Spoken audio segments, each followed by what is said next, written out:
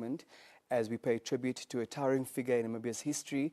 The late founding president, Dr. Sam Shafishuna Nujoma, was a leader whose vision extended far beyond politics and into the very soul and fiber of our nation's cultural identity. Dr. Nujoma was not only the architect of Namibia's independence, but also a very passionate advocate for the preservation and promotion of our rich musical and cultural heritage.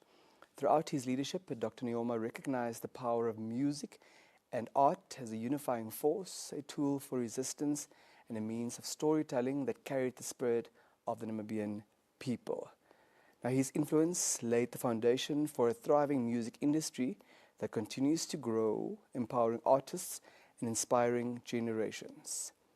Starting from the liberation struggle to eventually nation building, his deep appreciation for music as a form of activism and celebration remains evident in the legacy that he leaves behind. As we mourn his passing, we also celebrate his life and the indelible mark he has left on Namibia's music industry. His legacy will forever resonate in the melodies of our artists, the harmonies of our people, and the rhythm of a nation he helped build. My name is Din Kisting, and on sign language we have Tatenanda Shipao. Now we'll get into the engagements of this segment in a moment.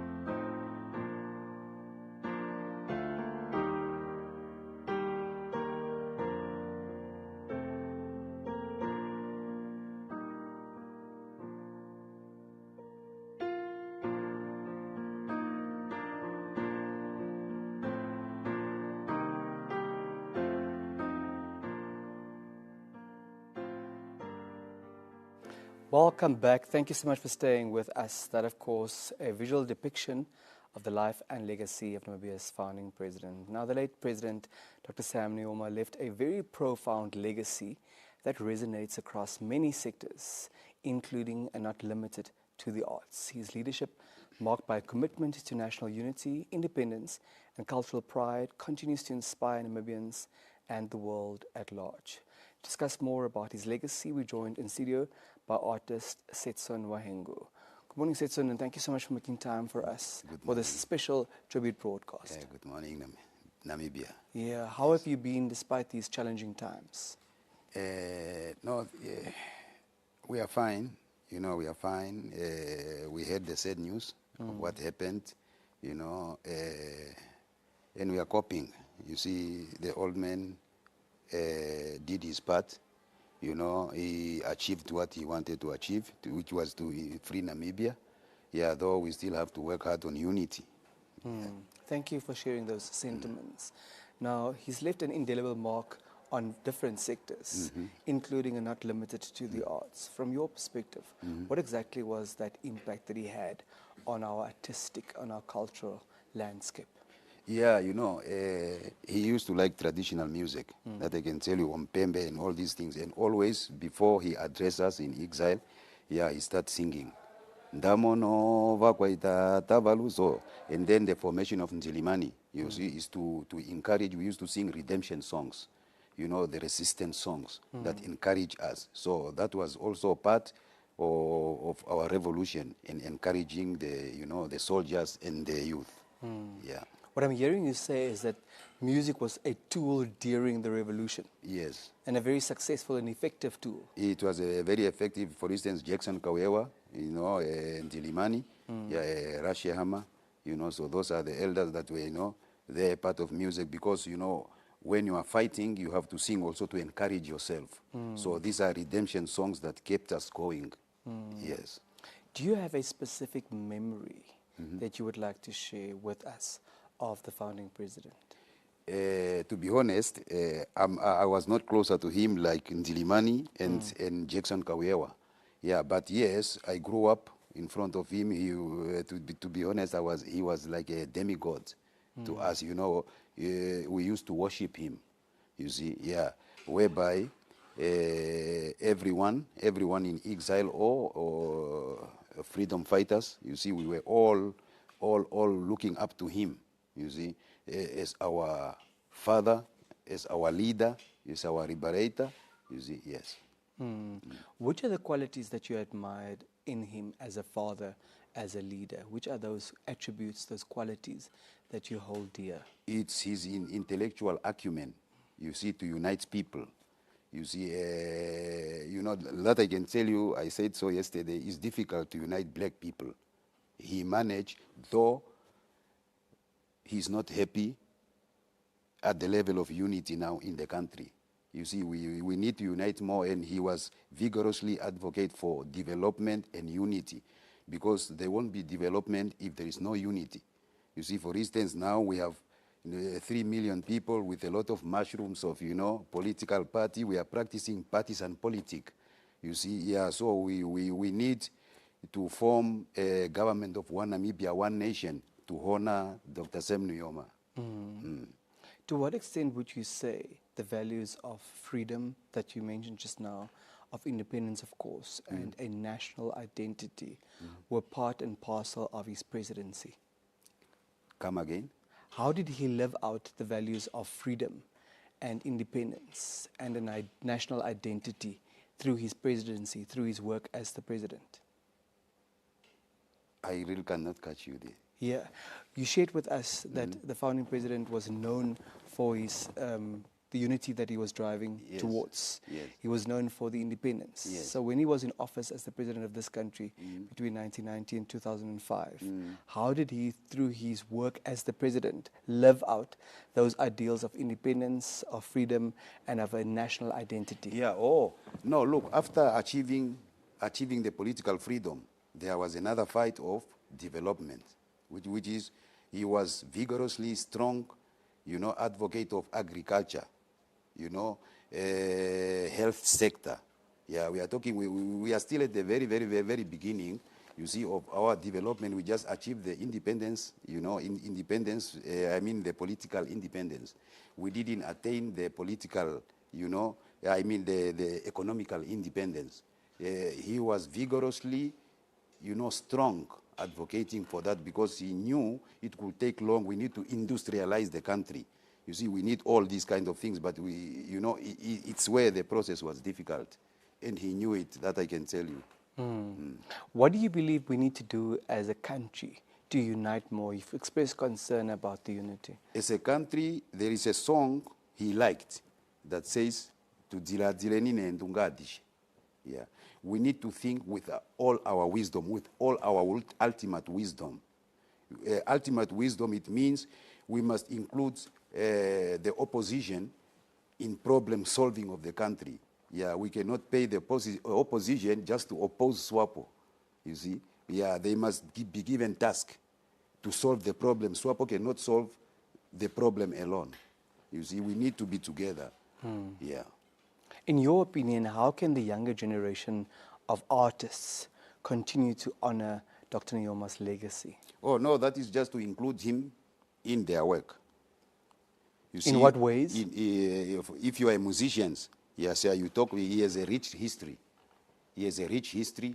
So, pre and post-independence, yeah. So, to preserve his name and his legacy is to talk about his deeds, yeah, and quote. Yeah. Any final thoughts? I would like us just to unite, yeah, which was his wish. That is what Dr. Sam Nujoma wanted us, and Dr. Hage Geingob. Dr. Hage Geingob did it already by putting a opposition to be a minister of health. that is a government of national unity. Yeah, what I want us is just to unite, because we cannot develop the country if we are divided. You see, instead of fighting each other, let's fight the problem. Thank you for your time, and thank you for sharing those perspectives with us this morning. Thank you. There have it, Setsin Wahengo, an artist, talking to us about the influence of the late Dr. Sam Nujoma's legacy on Namibian art and culture. Before we continue the engagements with the artists, we'll cross over to Madam Surya Gaumaskuchu and the team in Studio 1 for the news highlights at 11 o'clock.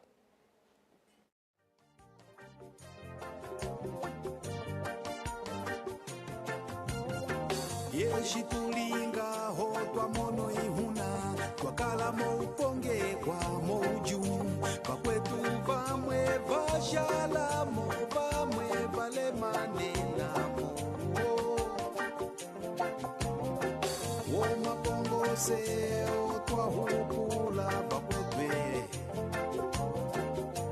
tupandule ni dokta shapo ihuna uyenga kala umleli wetu timbweni bakwetu bashala mekonjo hailwa haikwata hainyangula comrade hailwa haikwata hainyangula hailwa haikwata hainyangula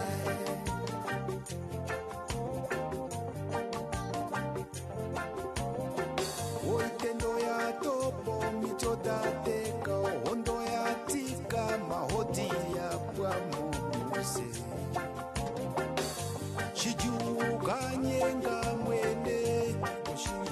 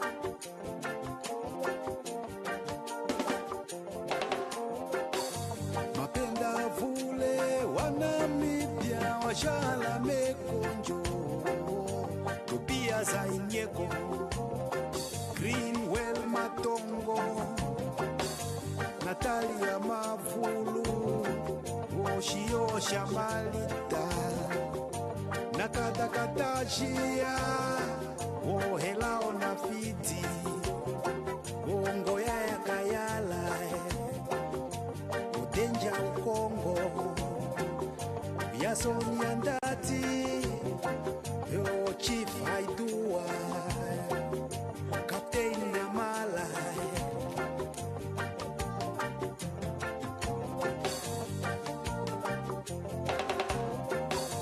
Hailwa haikwata hainyangula comrade, Hailwa haikwata hainyangula.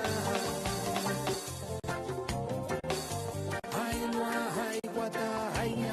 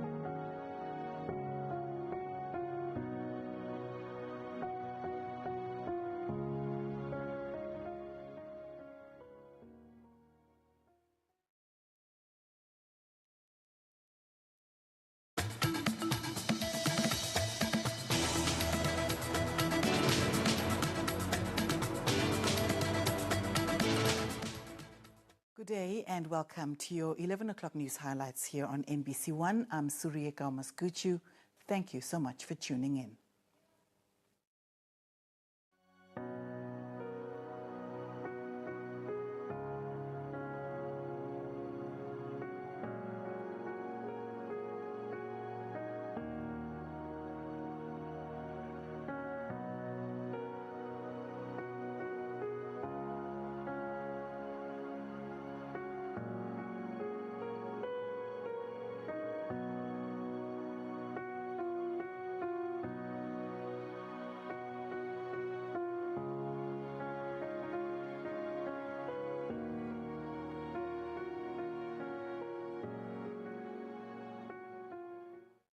Hambugushu traditional leader Fumu Erwin Munika Mbambo described the late founding president Dr. Sam Nujoma as a courageous man who confronted challenges head-on.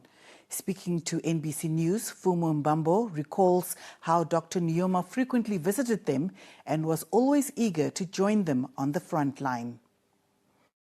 Before the country's independence, the chief was also a member of the People's Liberation Army of Namibia, PLAN, fighting for the freedom of the country.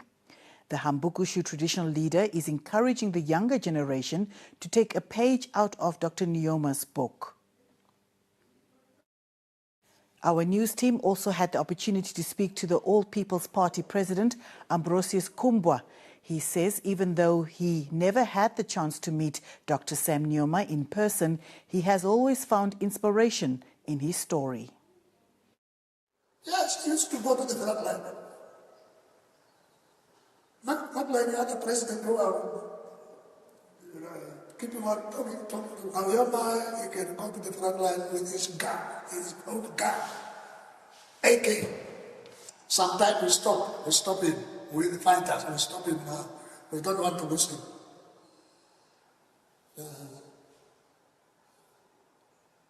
I personally one thing, the area where I was located with my soldiers,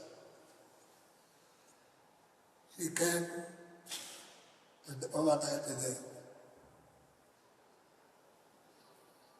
he came from Lusaka to the bush.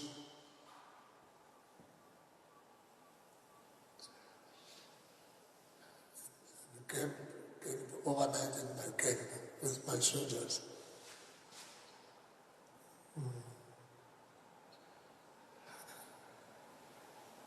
During the night, Nujoma wanted to speak. He sneaked. He wanted to dodge it with his gun. He wanted to kill enemy himself. So courageous he was in Nujoma. There are some politicians here, they are leaders, but some of the difficulties, I don't think they can run, they can go through that difficulty like Nujoma. They should follow the footsteps of Nujoma to protect our country, our land, and our people as well. Nobody will come and protect and defend ourselves, and defend us or protect us. Only we have a nation. And the youth, boys and girls, be serious. Encourage this Nujoma. Especially youth, be like Nujoma. And defend your motherland. Whatever may come in your country, you should be courage now and try to stand and fight. You are not, by that time, you are not fighting to defend yourself, you are fighting for your young generation. We fought for you. You are now going to fight for your young generation. When Dr. Nujoma speaks, even if you don't want to listen, you will get that courage to listen because he speaks with volume, powerful voice, and energetic. I like his words like tactics. You know, when you use tactics, it means that there is a problem ahead which you might not overcome, but Since you don't know how to overcome, you must come up with certain ways and means contrary to them so that you can win, especially the enemy. So people must take example of the late His Excellency Safishuna Nujoma, who is the founding father of the nation, that bravery can help us to solve problems. Courage and determination. Never give up. It was not easy to go through Africa to visit all these countries that got independent before Namibia. It was not very easy. Yeah, it was very tough. So we must have that passion to go for purpose and reach the objective. Government has released the official mourning portrait of the founding president, Sam Nujoma, to be used during the mourning period. The Executive Director of the Ministry of Information and Communication Technology, Audron Mate, says the portrait will be availed countrywide. Dr. Mate provided an update as part of the daily briefings for the funeral of the late founding president at the Government Information Centre. Announced the visiting hours to the residence of the late founding presidents on the outskirts of Windhoek. The visiting hours are between 2 and 4 o'clock in the afternoon, as well as the daily memorial services from Mondays to Fridays only. The Ministry of Information and Communication Technology further dismissed as false the list of alleged contributions for the funeral of the founding president making rounds on social media. It's the official mourning portrait of the founding president. There is a black ribbon on the top corner to show that we are indeed a nation in mourning. This portrait, together with the books of condolences, are now being made available countrywide. First of all, in the regions, the governor's offices. Then here in Windhoek, it will be office of the Prime Minister, the residence of the late founding president, at office of the judiciary and Parliament. At the same time, we encourage the private sector to use this picture at the places where books will be available for passing messages of condolences. Schools, whoever is interested, please, they're encouraged to do so. They can contact the Minister of Information and Communication Technology, where we will make this picture, the soft copy of this picture, at no cost to everyone who will want it. The only thing that will be required of you is to ensure that you print from wherever you are. Those will be the visiting hours for those who wish to pay their homage. Saturday and Sunday is a period that we have reserved for the family to rest. If there are any inquiries regarding this, they can contact Mr. Desmond Munyela, so that they can make arrangements in terms of those who wish to personally go there during this period of time. We are aware that during this difficult period of time, there will be those who will be wanting to take corners. Please do not let someone submit to you that you must give money to them. The state is taking charge of the arrangements for the state funeral, although we encourage the private sector, individuals, to contribute in any way. But it will not be contributed via circulation on social media. All those messages that are running around, we discourage them. The police, if they can find out who are responsible, they should then take appropriate measures. Meanwhile, Dr. Mate is urging members of the public and the media to remain patient as details of late leader Sam Nujoma's burial arrangements are finalized.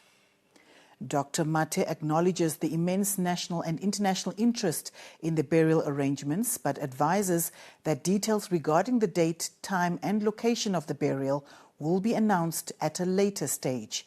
He added that the responsible authorities are diligently handling the necessary arrangements to ensure that they align with the dignity and stature of the late leader.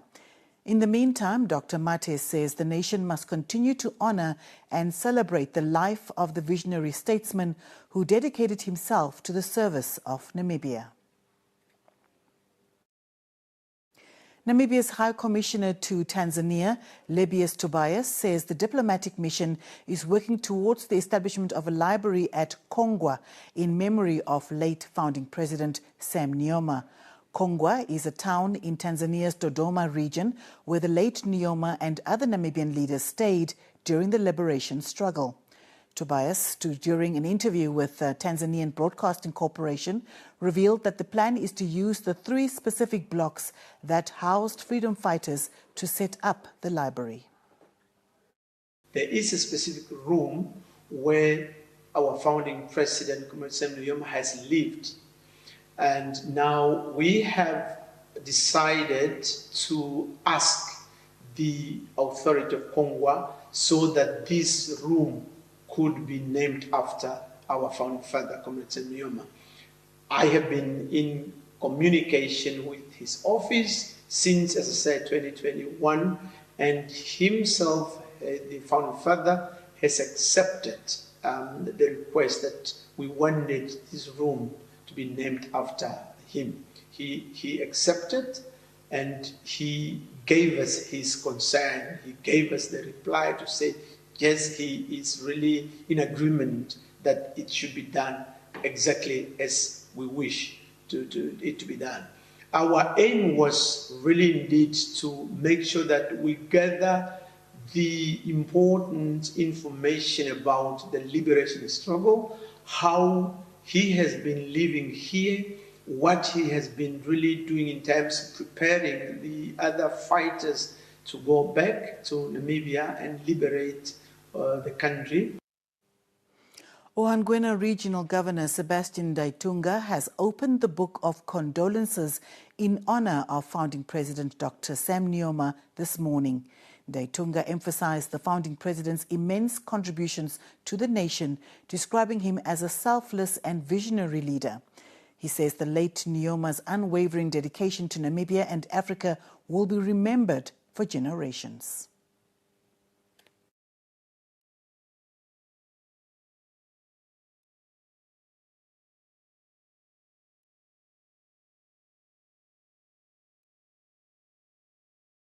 Thousands of migrants, mostly from Venezuela, have been stuck at Panama's western border with Costa Rica for days. They are trying to return home after the Trump administration's tightened immigration policies deterred them from attempting to enter the U.S.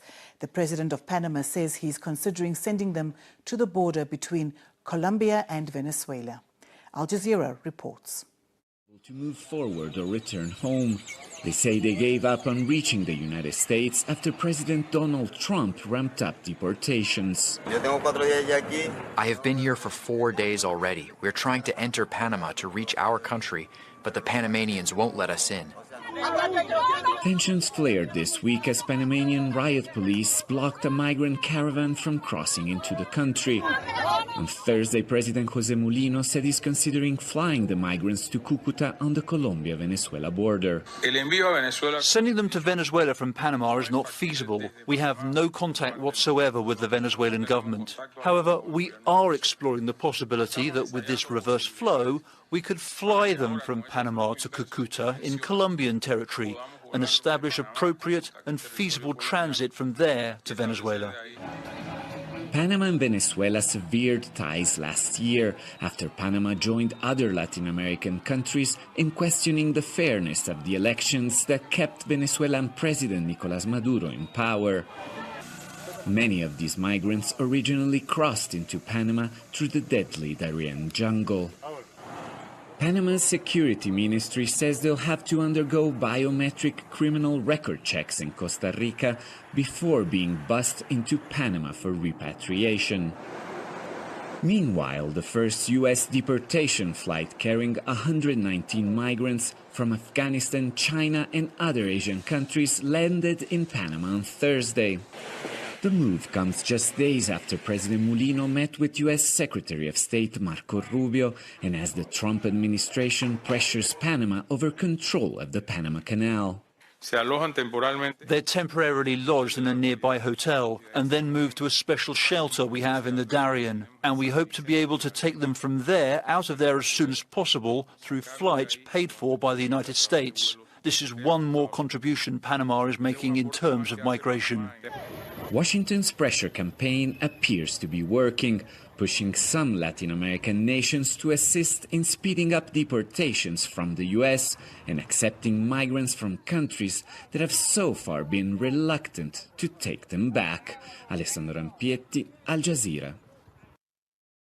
And that wraps up the news highlights for this hour. Stay tuned for the main news bulletin at 1 o'clock later this afternoon.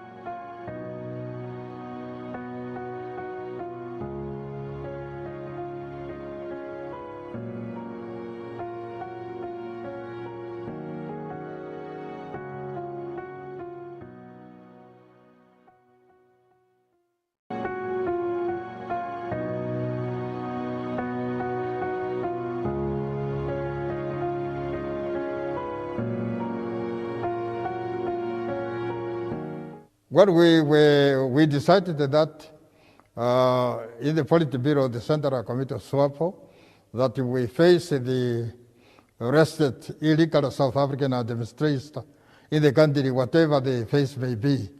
If they continue with the arrest, we had the capable army, the People's Liberation Army Namibia SWAPO's military wing, to effectively counteract them. Therefore, we were ready to take over even by force. The aim and objective of the SWAPO party was to fight and liberate the territory of Namibia, from the Orange River to the Kunene River, from the Indian Ocean, Atlantic Ocean to the Zambezi River. And then we succeeded.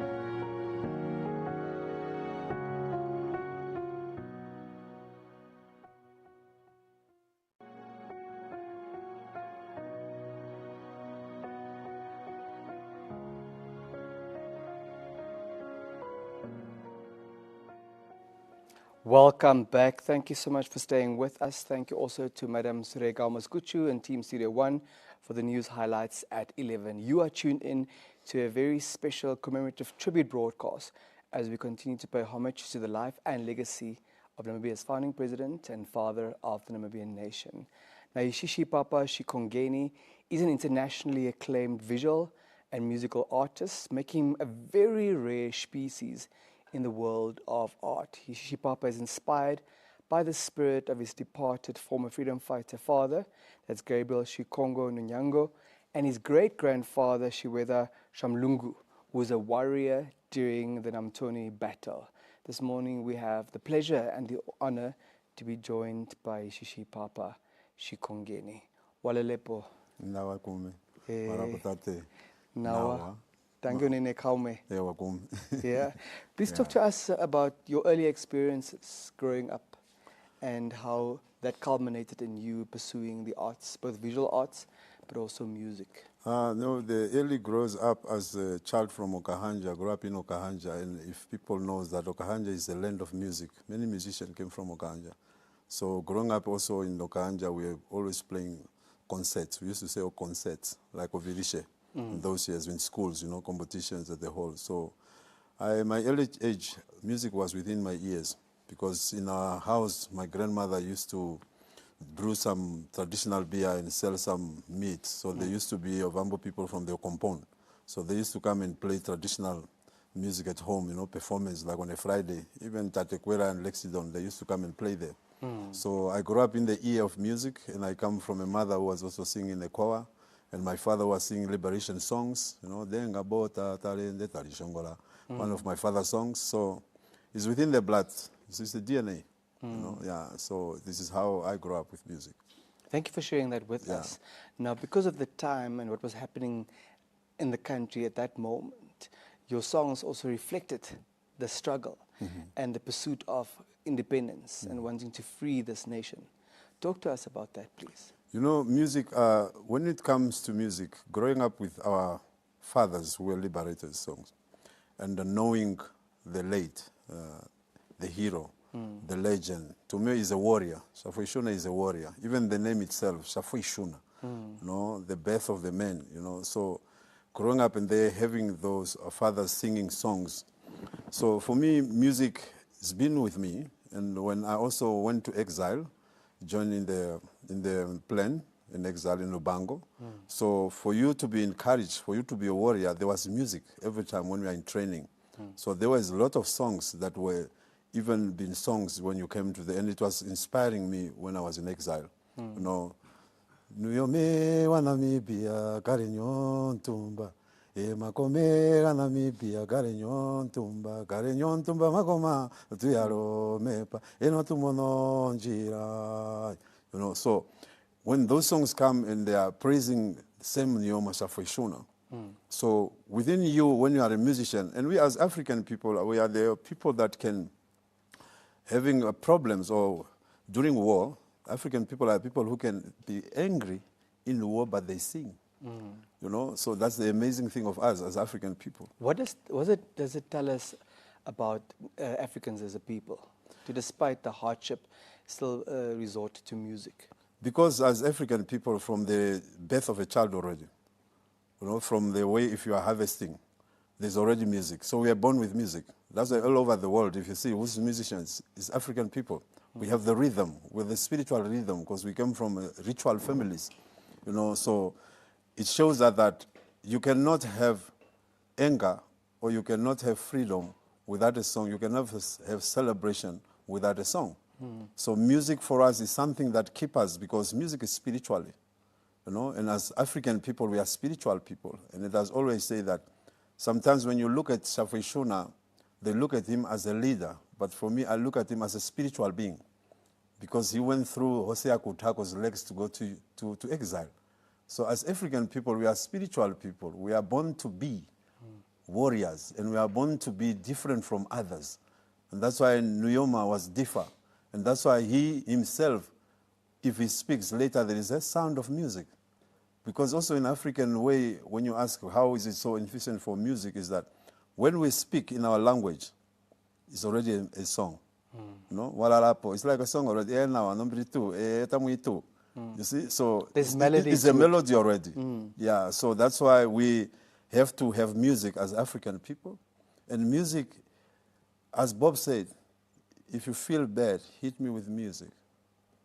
And music can liberate you, can free you, you know, and that's how music played a role in exile.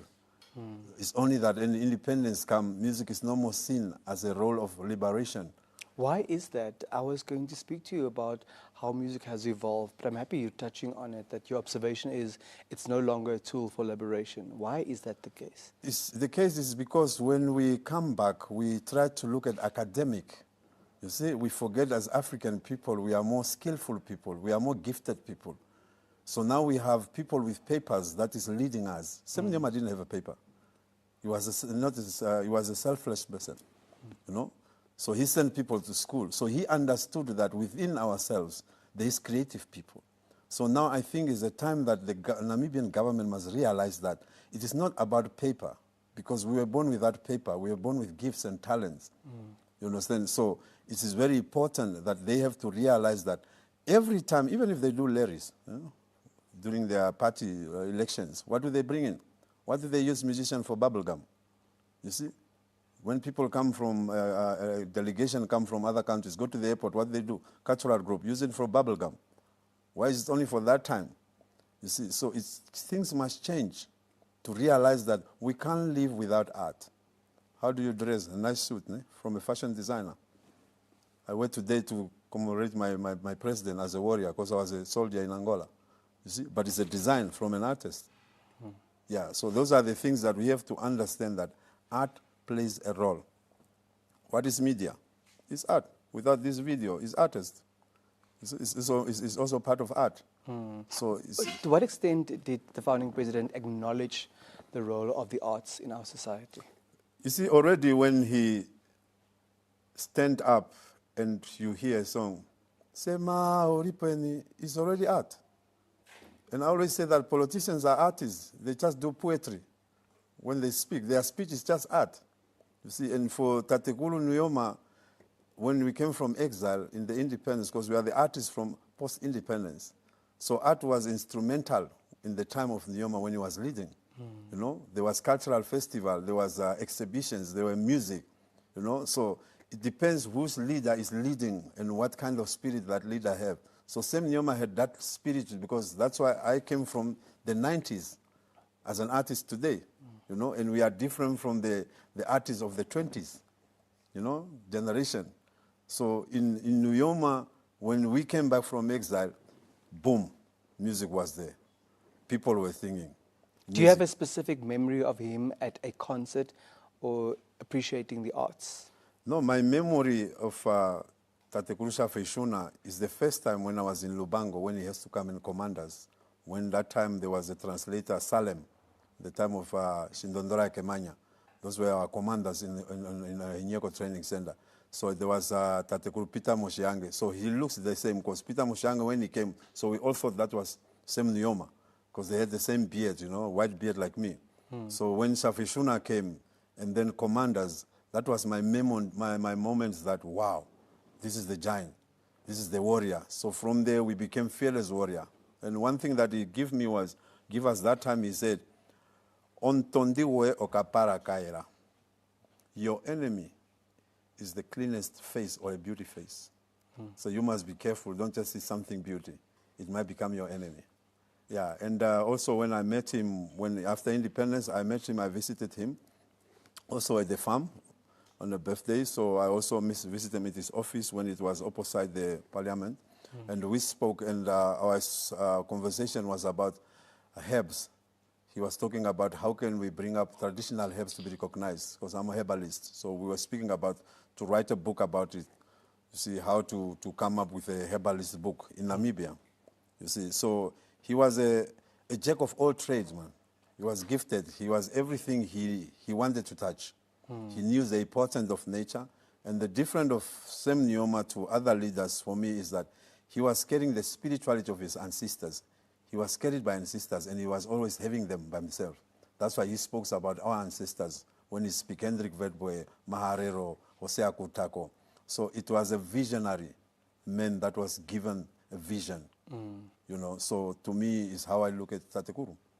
Yeah. Papa, as we mourn his death, yet celebrate his life and the rich legacy that he leaves for Namibia, do you have a message for your fellow artists, for your fellow Namibians during this time? The message to the artists is that we have to gain something or learn something or inspired by Nujoma's hard working. You see, as a musician, it's time for us to start singing songs that have some knowledge and wisdom to our people, educating music, you know, so to sing also about our history and heritage of our people within our music, because that will be the language of the next generation, you know. So it's time for us also to see how do we change our music to educate the generation to come, not just play music because it's a sound, because music is spiritual and music is a healing. So let's start making music for healing source and the soul of healing. Yeah, Thank that's you. what I'll say. Yeah. And how will you continue to honor his legacy? I'm already continuing to honor his legacy, because the way I work so hard in my art is the way of him that shows us that we must be hard-working people. Yeah, and in my music, there's songs that it's just that people never listen to some of my music. I've already songs that Sam Nujoma is already in my music, you know. So, and for me, I'm just looking forward to go and make a song for him again. Yeah, Shafishuna, yeah, the warrior.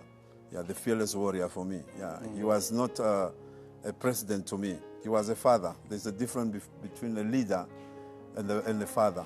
Because meaning leadership is not good, but parenting. So he was a parent. And that's just Africa. Africa with nature. We don't lead. You know, so it's the difference. If we can learn from his nurturing, not leading, that's why today we have problems. Yeah, that's what I'm looking at. Yeah. Do you have any final thoughts you would like to share with us before we let you go, Papa? Yeah, my final thought is just to say that it is time also for the media to start knock at any artist's door. It can be studios, it can be art centers, and have conversation with them face to face, so that we can document these things, not then wait later when we are gone, you know, and give the inspiration to them. Yeah, like for me today, I'm very happy that no one knew that I was a soldier in exile. So, you know, I was a messenger, you know, recognizes. Understand? So it is good also as an artist, I become the weapon of art. So because that's how we are commanded. When you go home, we must make sure that we must go and fight for our country.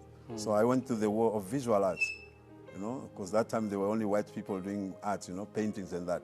So we are also warriors within the sector of art. Yeah, so let's continue do that, and let's continue fight for our Namibian. I always say Namibia. You know, it's the land of God, Namibia. You see, yeah, so let's continue and do the change, and also let's unite as Namibians, as one. You know, can be artistic, you know, can be politically, it can be religious, it can be tribal. Let's unite together, because we are one soul, one heart, one people. It's so bad that we live in a country that we are divided, you know, not only politically, even familiar, you know, like a family home. We're also divided in the families. So it's time for us, maybe this going away of our father, maybe it's to show us that we have now to restore love within ourselves. Let's love our neighborhood, you know, let's love ourselves. That's the only love I think we need in our people, to love ourselves. Yeah. Thank you, Nene Tate. Nombil. Yeah. Yaro. David Ishishi Papa Shinkongeni talking to us about his fondest memories of the late founding president of Namibia, and also how art remains a tool for transformation. Now, Tulonga, one of our veterans, is on standby for a performance as we continue to honor the life and legacy of Dr. Nujoma.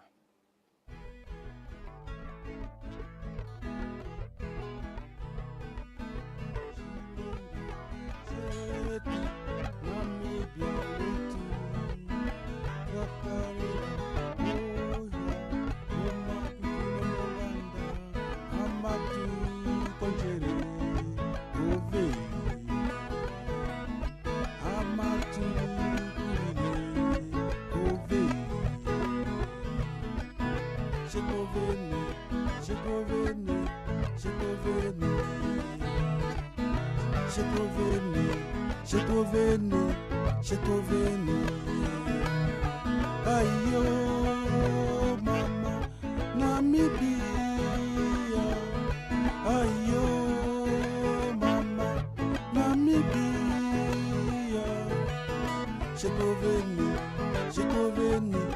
Chetoveni, Chetoveni, Chetoveni, Chetoveni, Chilongo, Chetu, Namibia letu, Twakara, Moiwa, Momakutino Mongana, Amatu, Kuruire, Ove, Amatu, Konjere, Ove, Chetoveni, Chetoveni, Chetoveni,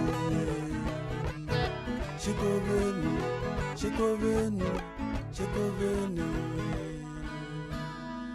I have something small to say about our president. I was the privileged guy to be close to him from the exile. I met him 1979 in KwaZulu. He invited me to drive around with the refugee, with this Russian jeep car, the whole camp. And from there, we become friends. He invites me to Luanda, to his house. Every holiday I go. I have a good time with him. And my first toys he bought for me, I was having this soldier, you know, this army soldier with different cars to set up how we do the combat. Those are the toys he bought for me first. He said, Tulonga, you say you want to be a soldier. This is your toys. We have a good time swimming in the pool, driving me around for shopping, and I was really privileged than any kids. That was my time with Tatekulu. And during independence, it was difficult for me to meet him because of the job. Thank you very much. Rest in peace, Tatekulu. Nene Tate Tulonga. Now credited as the pioneer of Ovamboland vernacular and founding father in rap in particular, and born in 1978, he was a survivor of the Kasinga massacre. Shikololo, like many other children born in exile, spent his childhood in camps and was sent to school by the ruling party SWAPO, and only came to Namibia after the country had attained its independence. Now he joins us in studio this morning also with a reflection on the life and legacy of Namibia's founding president and father of the Namibian nation. Shikololo, thank you so much for making time for us. Thank you. Where did you first cross paths with our founding president? It was in Angola when I was around 7, not 7 even, let me say 5. He used to come at the camps for a parade. And at the parade, we were the pioneers. And the pioneers were trained to do certain things. For example, when the president comes, we must put a scarf around his neck. And we must do the SWAPO slogans. And the SWAPO pioneer slogans goes like, pioneers, attention, independence or death, we shall win. Pioneers, today we are pioneers, tomorrow the youth, men, women and elders. Discipline, courage and loyalty shall be our principle. Let us salute the 26th of August 1966. We shall win. For the future loyal defense of the Namibian revolution, be prepared, ever prepared. Let us honor and respect the blood of the Namibian fallen heroes. Never forget. And after we do the slogans, we'll do physical training exercise that we were taught, just to show the visitors that came with that SM that the upcoming soldiers or the pioneers will be ready or are ready. Yeah, that was our task. Thank you for sharing that with us. Yeah. What impact do you believe having grown up in exile had on your music eventually? Yeah, like the speakers that just spoke right now, Papa Shkongeni and Setson.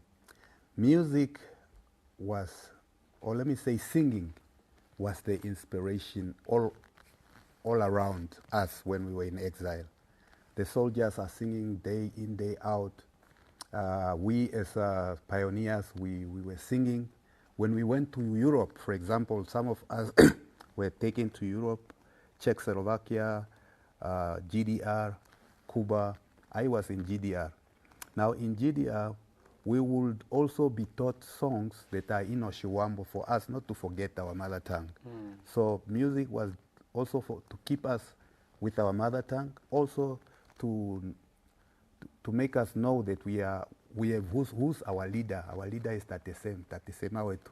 And then who's the enemy? All this came through music. Yeah, so music was giving us direction and everything, and then motivation. And me now being a group leader, a group leader when it comes to singing, I had to modify. When I grew up, I kept it, and I had to modify my music with the background that I grew up in exile, and that my father was also a soldier. Rest in peace, Tate Tangenya Ufiku. So with my talent, I had to love my music, my language, and coming from Europe, being first time in Namibia, my people were speaking Oshiwambo, and our Oshiwambo was not that good, so I had to catch up. So that catching up made me learn a lot, even more than I'm supposed to learn. I became more vernacular in my mother tongue than my peers. Is that what resulted in you pioneering Oshiwambo rap? That's where I was getting to. Yes. So doing that made me become the first to do rap music in vernacular language in Namibia. Yeah, because rap music, I put it together in a way that it's not European, it's not American. Because later on when I did my research, I found out that rap is Okuitanga, and Okuitanga is what we do when we are talking about our kettles. You will ask an elder person, what is your name? Every person, you should be able to talk your name 1 minute if you are Oshiwambo speaking. You can brag about your name, you can make the other person scared about your name. That is already rap. So from Tatekangwe Kenyala style, I just put, because I came with the American influence of Tupac, KRS-One, Dead Press. So I just put it into rap with the modification of the instrument. So that's how I became the first Oshiwambo rapper in Namibia. Thank you for sharing that with us. Yeah. How has Oshiwambo rap evolved and grown over the years? And do you believe that we still have a strong sense of appreciation for our traditional music? Yeah, so far I appreciate that our strength, what we started, is not, it didn't go in vain. People have started appreciating it. We got a lot of musicians now in Namibia. Everybody, even though they are doing Kwaito, they are rapping, because when you do your verse in Kwaito, you are also rapping. When you do your verse, rap music itself, you are rapping. So now we got a lot of people doing this thing, thanks to us. It's only that we are not that much appreciated the way we felt like we deserve it. Yeah, but we are happy inside, because when you do something from your heart for the people, then you see them appreciating it. At least you feel like you did not do just something to go out of in the air. Yeah, and my name will remain as Shikololo. That song, Todengwanena Takamisa, is the first Oshiwambo rap in Namibia. So even me loving Tatesem Nujoma, I used to brag like Tatesem onkokoli wa Shilongo, and then Shikololo onkokoli wa repa mo Namibia, for rap music in Namibia. Yeah, so I connected with Tatesem big time, because also like our Tatesh Kongeni, when he was speaking here, Tatesem liked to sing, and when he's singing along with us, it makes you feel you belong somewhere. You are not wrong what you are doing. And being accepted by him that you are not wrong, it gives a certain motivation to oneself. My father was also a soldier, and he was singing in the shower. He was singing. We were all singers, let me say. Yeah, and music was like a sort of payment. In our days, you will be told to join the army and then you get a salary. Those days, join the army, but you are instead of the salary, which must motivate you, it's like the singing is the one that's going to motivate you. Yeah, so the singing really made a big influence in our army that we became free at the end of the, yeah, we gained independent. I'm sure there are many, but what is the one main lesson that you can draw from Tate Sam, that you apply in your daily life, that you apply as you practice your craft of music? It's to be, to have a vision, to be there for the people, and that vision and the people should come out of love for your country. If you love your country, you must be able to protect it. You must be able to fight for it. You must be able to do anything for your country. In other countries where we were learning this pioneer movement, it's like, let me say Russia, China, East Germany. These people, if you do anything bad against the country, you will know that these people love their country so much. They speak only their tongues. They don't speak English. You, the English person, must find somebody who must speak, translate for you. Yeah, that pride of your country is, you know, when you are going to sing or when you are going to fight, you are going to do boxing, you are going to fight for your country. It might sound you are fighting for yourself, for the money, for yourself, whatever it is, for the trophy, but deep it should be for your country. It's for that flag that you are carrying. Yeah. Now, the founding president fought for unity. Yes. And we've heard also from your fellow artists earlier that we can do a lot more as a people to unite. Yes. What role can artists play? What role can you play to make sure that we achieve that goal, that ultimate wish of his to unite as a people?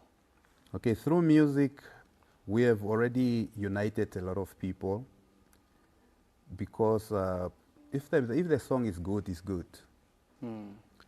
It does not matter which language it is. It's just a sound. You'll just even feel like you already understand the song, but you don't understand the language. Yeah, that's why music is universal.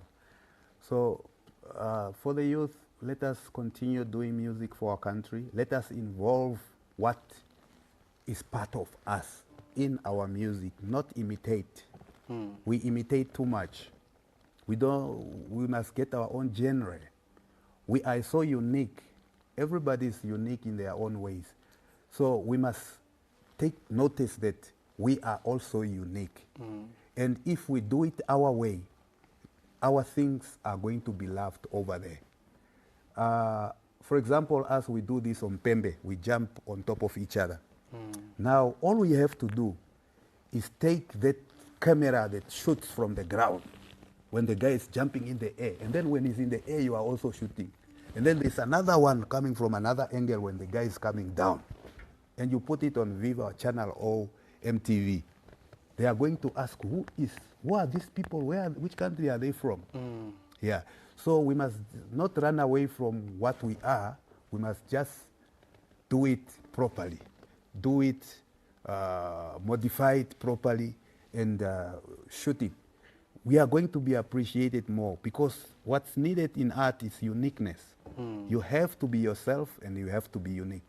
Very well. Yeah. How will Shikololo honor the legacy of our founding president? I'll keep singing. I will keep motivating people the same way he used to motivate. He went to school. After independence, he went back to school. He did not go back to school just because he thinks going to school is school. And he did not go to school because he wanted to finish or to achieve. No, it was to motivate. You know, when you see that the same is going to UNAM, or he mentioned that he's going to UNAM, everybody else would want to go to UNAM. So that type of motivation out of nowhere where he just decide to do something. Yeah, it's the same. I did the same. I went, let me say 5 years back, I went to his office with me and Tulonga, and Jackson Wahengo. We went to perform for him, and I told him that I don't drink anymore after the session, and he was so happy about me because he also heard that us from exile, we are just there drinking and blah blah, up to no good. But after he heard that from myself telling him that Tate Kulu, I'm not drinking anymore and I want to go forward, there's a lot of things that we can do if we are not intoxicated, if we are conscious. Yeah, so I went back to school. But I also went to school in the same way that the same went. It was a motivation from him. Now I'm motivating the others also to do the same. Life is not over. Life won't finish because you think it's finishing tomorrow. No, it's just the steps that those baby steps that you need to take. And then life will be standing again. You're going to be the same person or even more if you commit to what you are going to do and be constant on it. Words of wisdom indeed. Yeah. Now you and Tulonga will also give us a performance shortly. Would you like to tell us something about the piece that you will perform? Yeah, that's the song, me and Tulonga, we were the last guys that performed actually live for the founding father. It was me, Tulonga, and his brother Mwakalola. Yeah, that song was, Tate Sem was singing with us. He jumped in when we were doing the chorus. It was very amazing. That's why I want to do the same song. That song is called Commando Vakwaita, and that song, I also stole it from the revolutionary songs. And I just modified. Yeah, modified it and put it up to date. Yeah. And for those not familiar with the Ovamboland vernacular, could you just in broad strokes translate it for us? Yeah, Commando Vakwaita is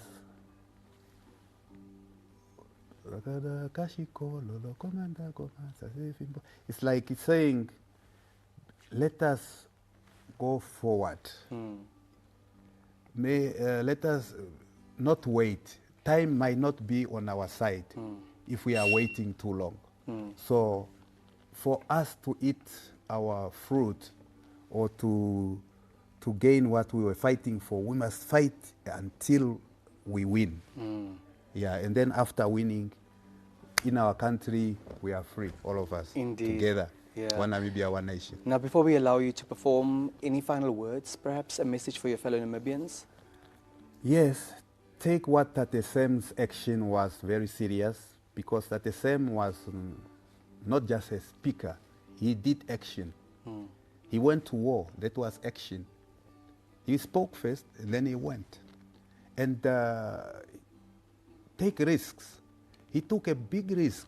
He was the #1 terrorist, in Namibia, considered by the South African regime. And he went. So that motivation of sacrifice is what we need. We love ourselves too much, and that we are so self-centered. We have become self-centered that we don't think about the next person. Even the way when we pray, God give me, God I want. Instead of saying, God give us, God tukwafela, tate kalunga tukwafela, tate kalunga tahala. Paive, we just say, I, me, myself, and I. That part is not part of Africa. In Africa, it's about us, Ubuntu. I am because we are. So this Ubuntu-ness, we need to bring it back, because that's what our spirit, the spirit of Africanism is all about.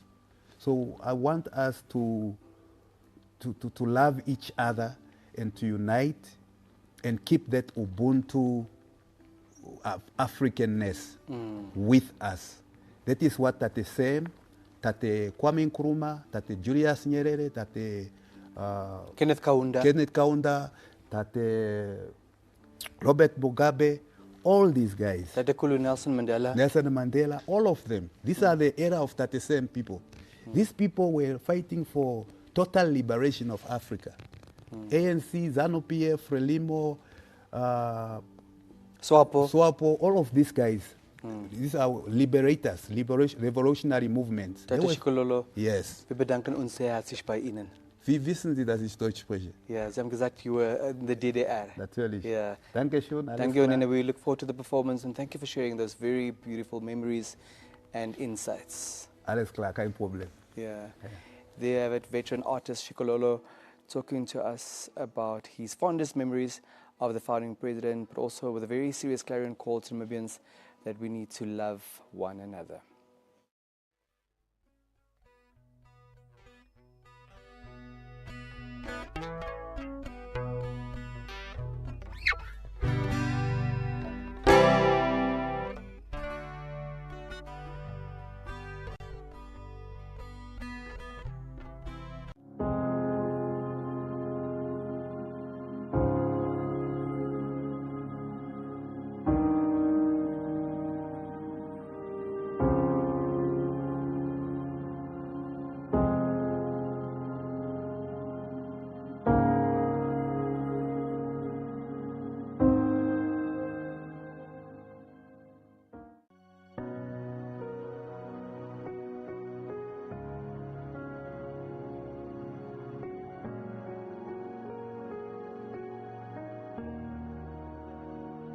President Nujoma undoubtedly gets his clear thinking and long life genes from his mother, who at the age of 92 still remembers clearly the difficult days of the past.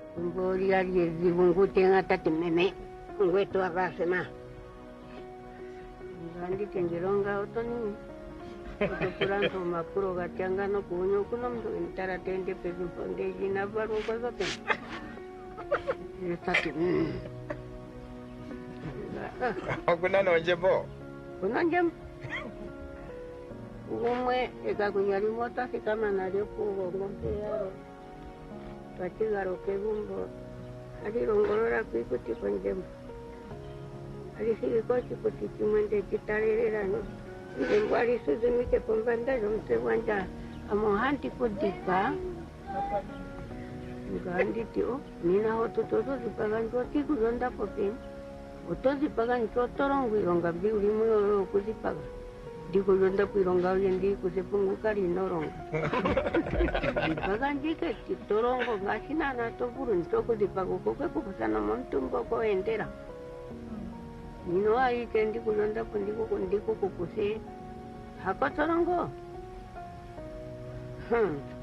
Pakari chatongu mande komesho kwaru kandi ye nga.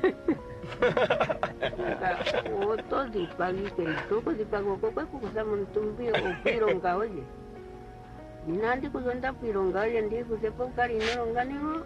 Ay ondara ngana kupra tate kurukuja. Iyo kara ndewa emata uchenga ndiandi kiaro ngwere na anda garuka nenge shino chakererwa kwa ngatunjuri pa hiyo musuru na tuwa chipana.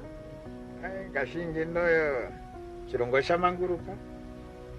Manga epangero ryo SWAPO ryo lilipo ngangayo bateri komesho wa SWAPO. Chironga chetu gashingi no kutungo mbiri mo chirongo. No kutungira kwachiwanu wana wa ipangero esikora opo tukufe ku uthigona no uposi no mikithi dhiripo yatuvurwa kurwa omarugo genji ngo waro kusindana ukapoma ngachimu gashingi no tatukara kucha pangiro yoswa potali konjo kusapu uthigona no kuhenu njorowere no uposi potukale tuna anongo baha mono kucho mugongongono shi waroa uno mididi thike penyo podika thike hu kuno meame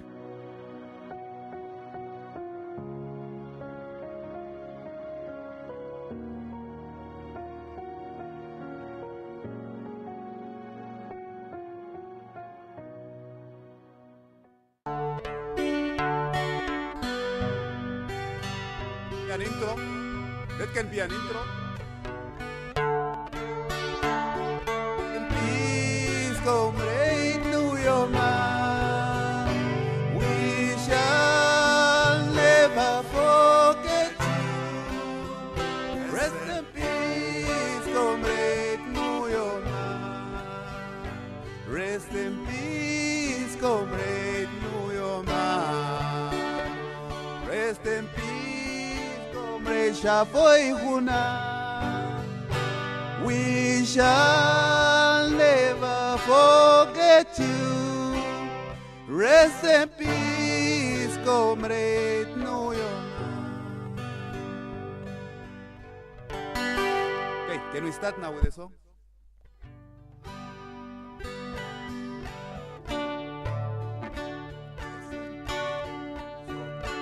Nujoma, we shall never forget you. Rest in peace, comrade Nujoma. Rest in peace, comrade Shafoihuna. Rest in peace, comrade Shafoihuna. We shall never forget you. Rest in peace.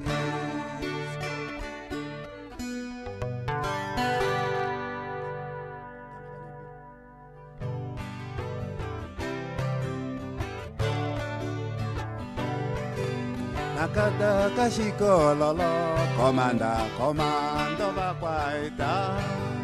Shashe fimbola papo, otahala tuka memoka honi.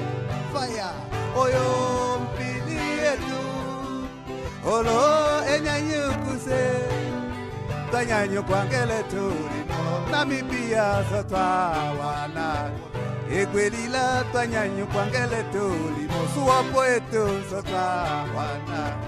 Haiti, talapata pudelilini makucha openi, inotala popepi, dotipa ya mwanyoko, ukipembeti, no pikina kolona babe shikunya kokule, walandula shikunyo ninde, nunyenye wawo, totinga apa waja, pikinandi kulombwele, keumbo, edoshima shakula, tolinye konkolono poimina patiko honde, tala muyuni, haipopi Iraka, haipopi Libya, inocha kuchashike, okawe, nokopolo, omaholi, Haiti nosho, edu kalilwilwa, banshavo mongula, tushiveni onkushu, Haiti likoletu, tonjova hapu nova, hongololi, veli mokatiketu, tatenga no mitwe mumwe, no 1+1, vota vake, ame, hava ilwifa, winya kuwete, oshone, Haiti, hei, tupashukeni, nakata kashikolala.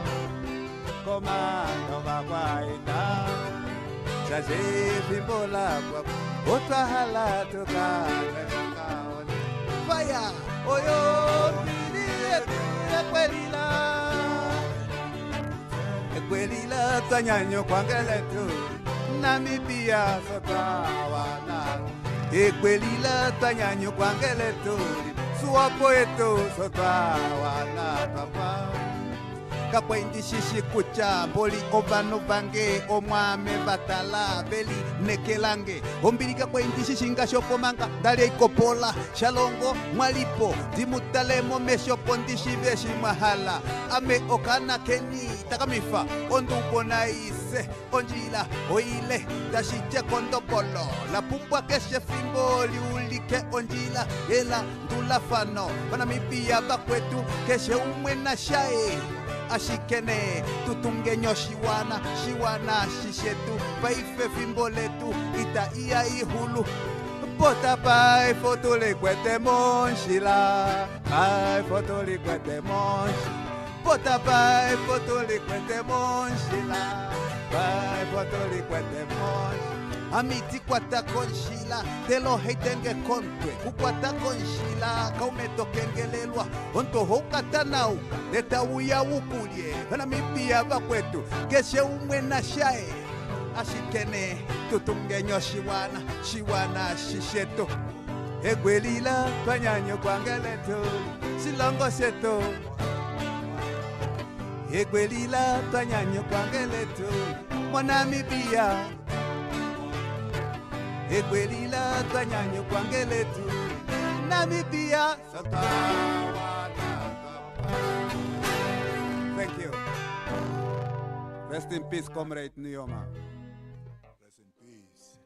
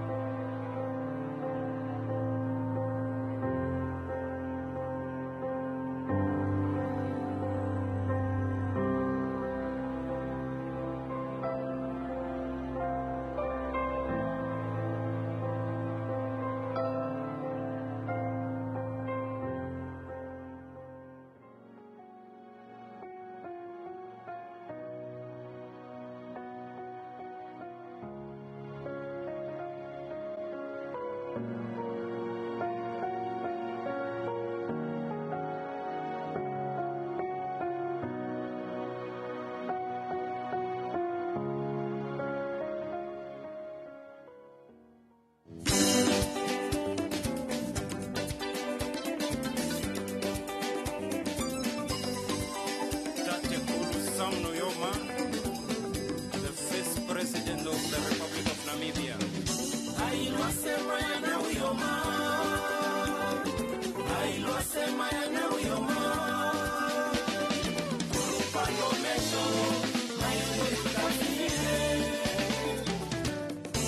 Ependa fule.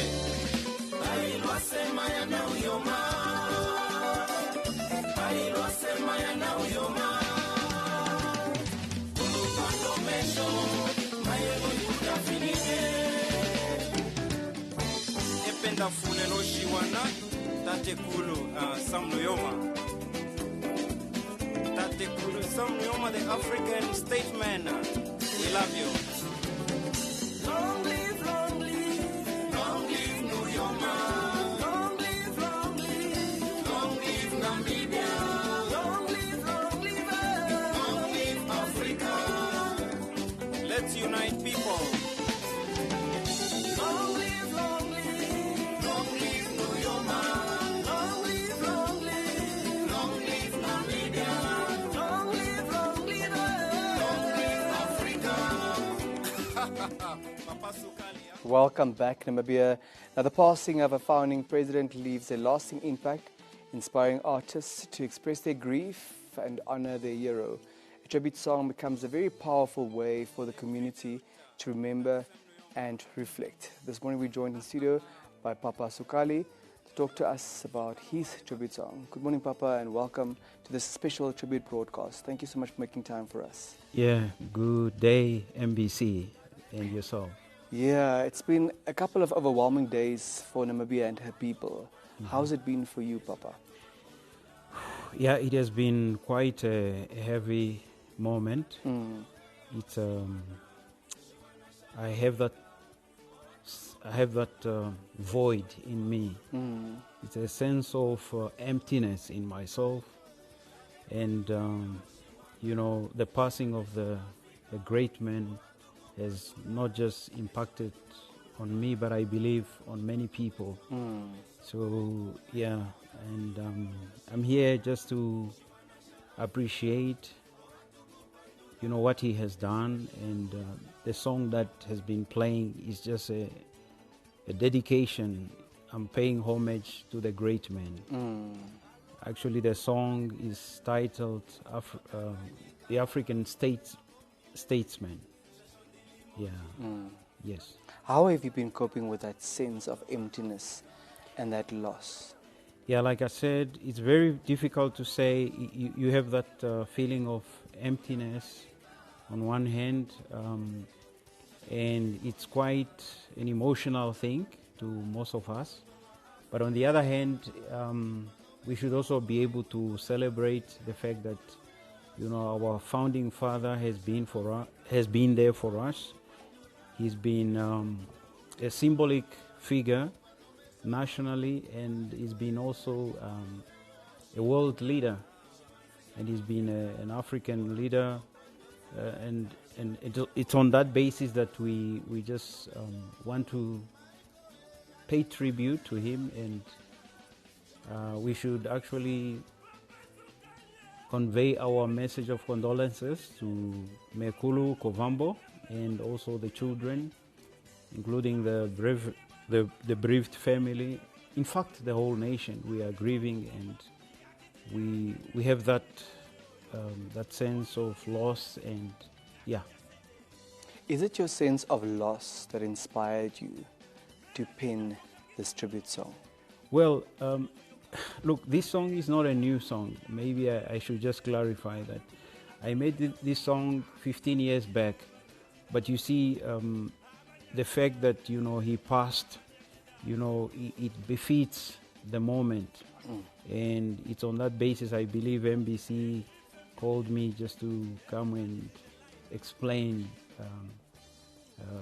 what impact the song had, but it's actually befitting all the fact that it was made many years back.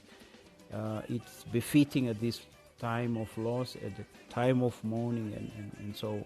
What inspired you 15 years ago to come up with this song? Yeah, the founding father is a symbolic man, as I've said. He's more like a supreme leader. Imagine when he retired from the public office, he inspired us in his absence. So we felt, he was a shield. We felt protected. I would equate him to a supreme leader of one country, like Iran, for instance. So he's a spiritual leader, he's a customary leader, he's a national leader, and he embraces all that description because, even when we did not have him in the public office, he exerted his life, exerted influence, positive influence on the nation. Yeah, and it's on that basis that he's a great man. He's a symbol of love. He's a symbol of unity. He's the one that brought reconciliation. He was the first leader, actually, in our country that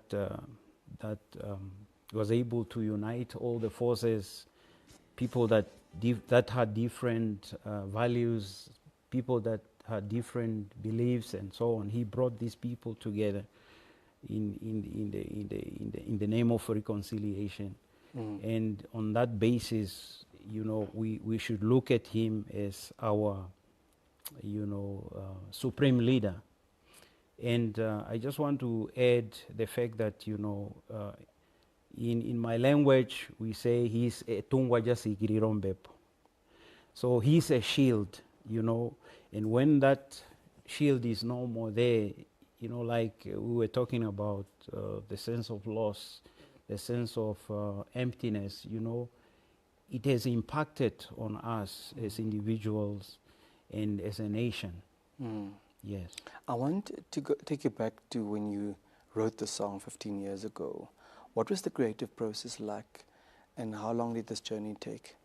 Okay, being an artist, when you are composing a song, you have to have a plan. It's like when you are building, you must have a plan, and having this plan, you must have a foundation so that the building is going to be strong.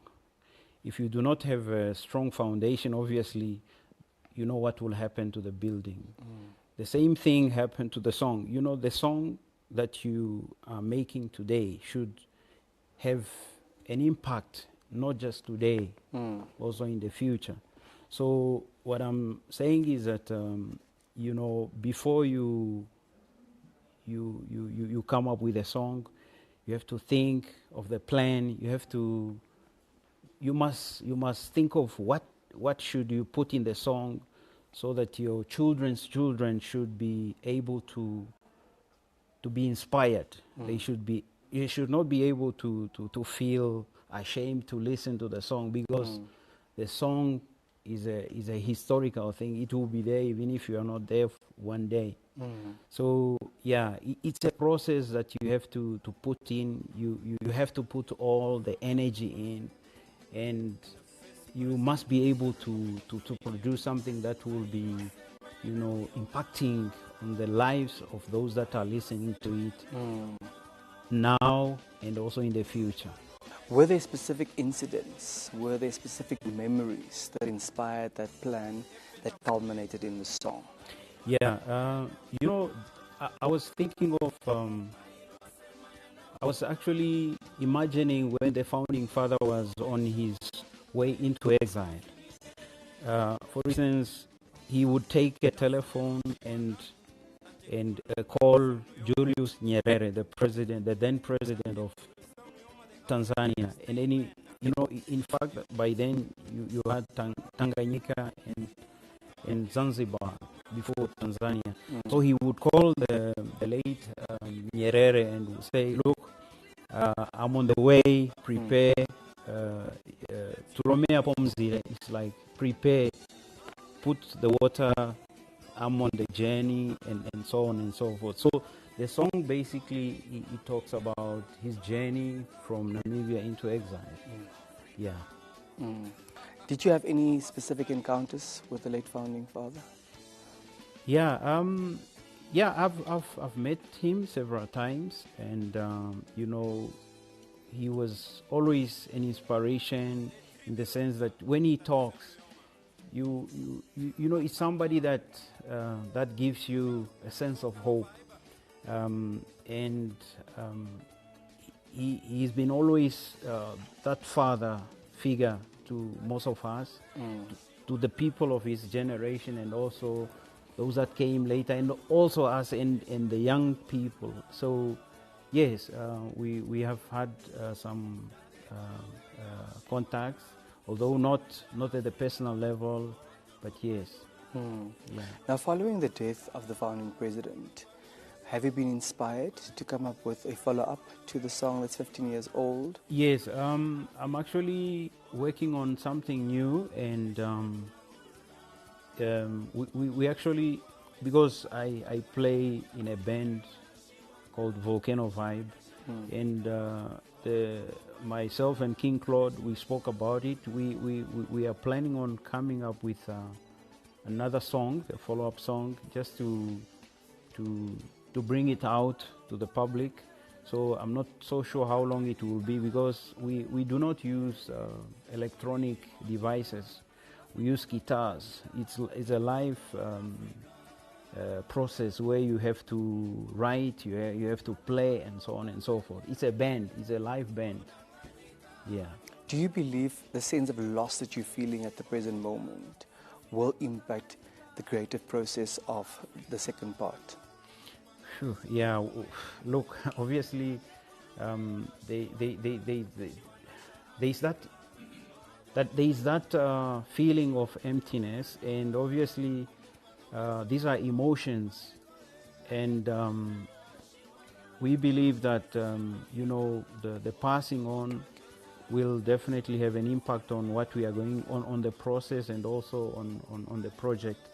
But in any case, despite the loss, this is my emphasis, you know, his legacy must live on. It should prevail. You know, it's the legacy of hard working.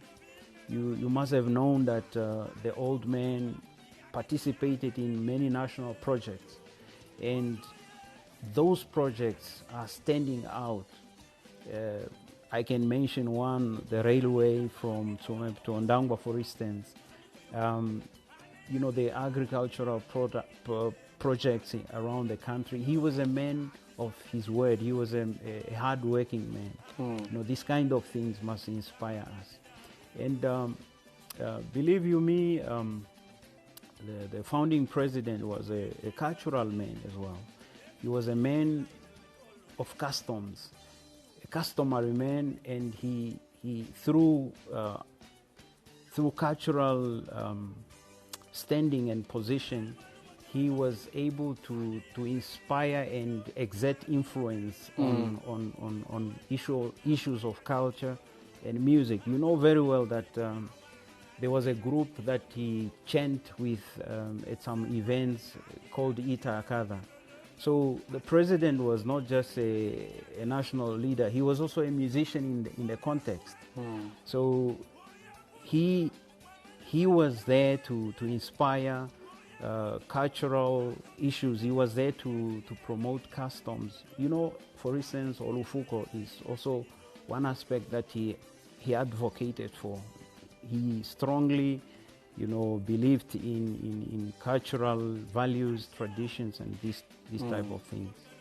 Now, apart from the second delivery of African Statesman that is in the making, how else do you intend to honor his legacy? Yeah, I think I would want to talk to the youngsters, the type of person the president or the former founding father was. I need to talk to my grandchildren and other people who may not know who the person was, you know, the other day I was in the street and there was this other lady. Is a youngster. She was born after independence. I said, how do you feel about the passing of the old man? She said, well, you know, I did not really know him despite what I've been reading, but I have more memories of the President Hage, the late Hage Geingob. So we need to keep on telling the youngsters about the history, about what a person of the statue of Sam Nujoma, what he had done and so on, so that the young generation don't just read, but they must be able to have personal experience with talking about these things. They will be able to relate. Yeah.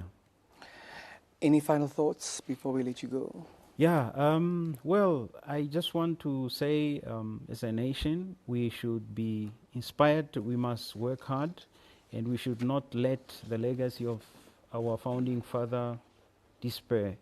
We need to unite, we need to stand as a country and work for the betterment of the generations to come. Yes. Thank you very much for your time. Thank you for sharing those insights. We look forward to the second song. Thank you so much, sir.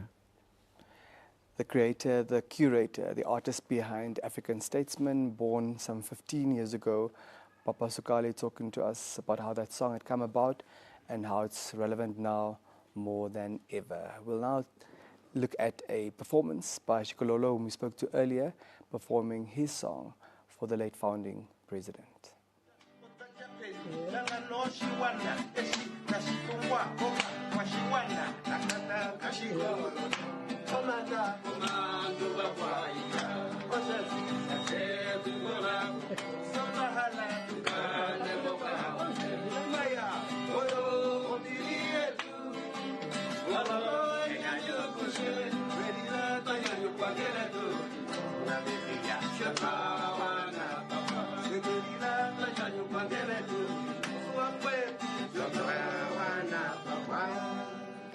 Dunia nahudu kumwete. Mwete. Komatato shirioto.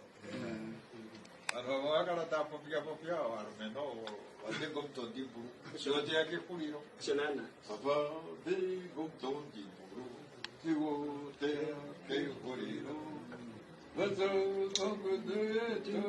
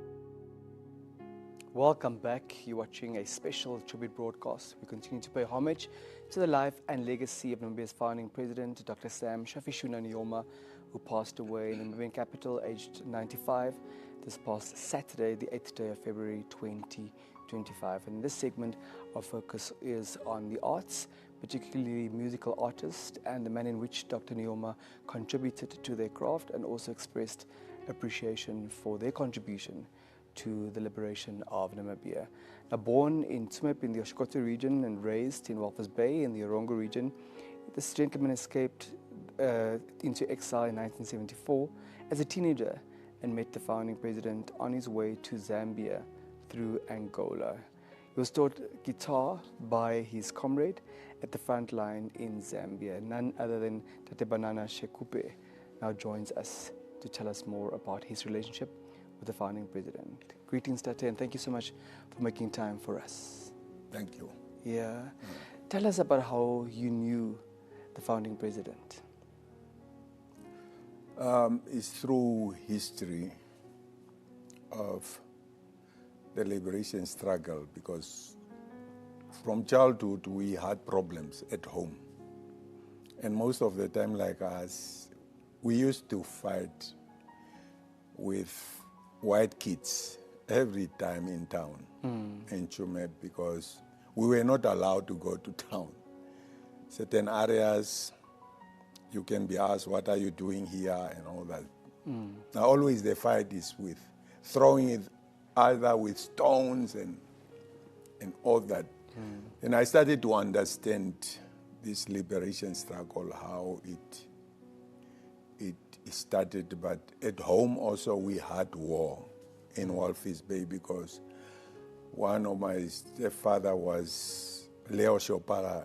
He used to fight with white police in the house every morning. They have to break down at the door of our house, fighting. We were sleeping on the floor, but then we have to jump in the corner there. These guys are fighting in the house. It must have been very difficult for you. It was traumatizing my life a lot. It's where I started to go deep into this as a child. What is this? To understand why fighting white and black and all the time. And I was also staying with Ben Amadira in Walvis Bay. Used to stay with him as a child. And then later I heard he left the country.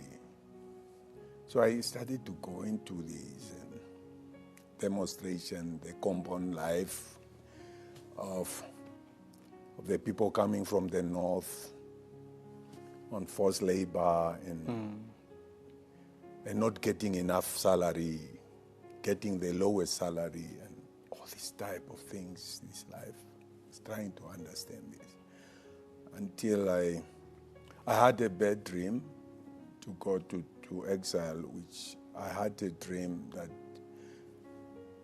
in our house many people were dying. There's a lot of coffins coming out of the house. In the dream? In the dream. And then I heard a voice saying to me, do you want to see this? I said, no, I don't want to see this. And he said, okay, go to exile, where people are going now. Go, go, go. If you don't want to see this. Then I really packed my things and I escaped. I didn't inform my parents in Walvis Bay. I just took a hike to the north. But the message was, when we arrive in the north, we must look for one guy called Sam. There was also a guy, Sam. He was the one to guide us how to escape through Chicago. And then this guy gave us a meeting quick at night, midnight, because it was very secretive. Otherwise, you can be killed. Otherwise, you can be arrested. Then he told us about Sam Nujoma, that when you go, you must try to meet this man. Because this was a man we relate to the struggle.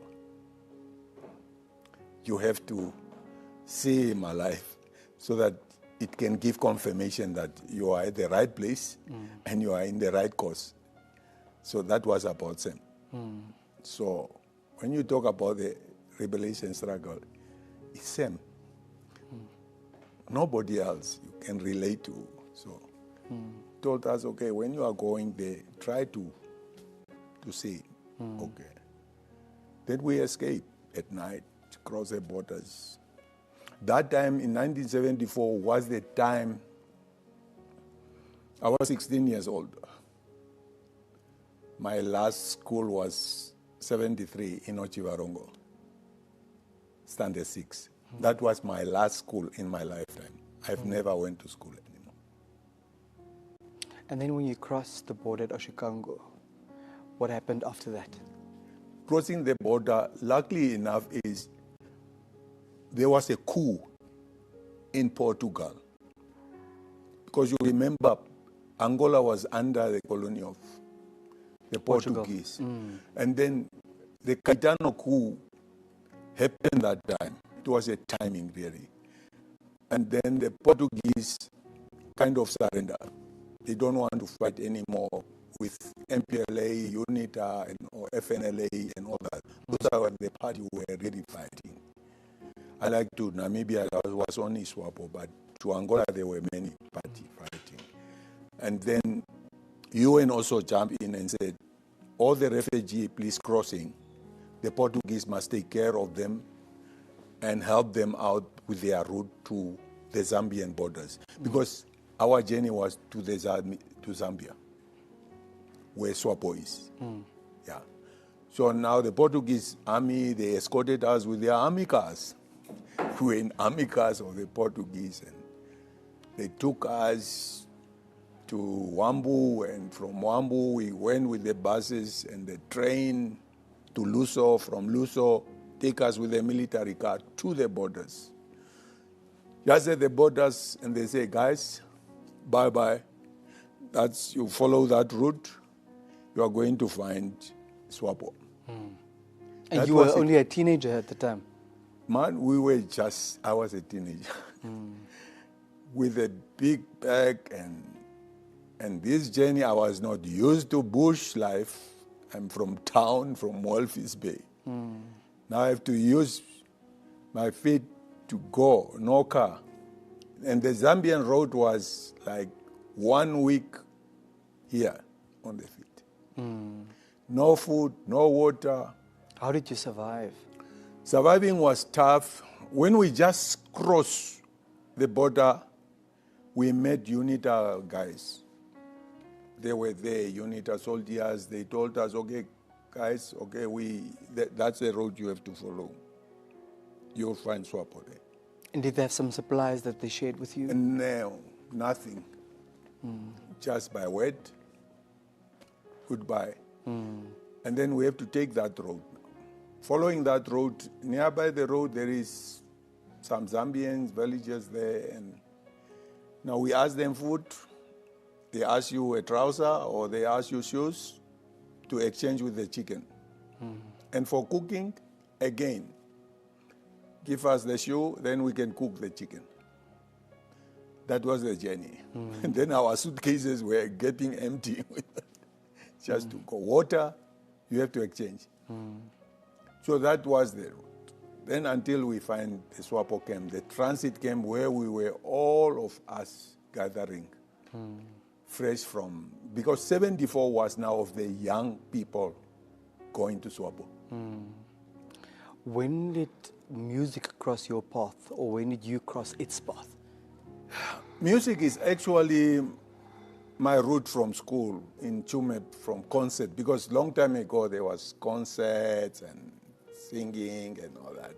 I started with that at school. I was a good dancer, very good dancer at school. So, and it helped me a lot. And from Walvis Bay, from Children of Pluto and Deadwood, the bands were in Walvis Bay. So I pick up a lot from that. And then when I went to exile, I had musical background.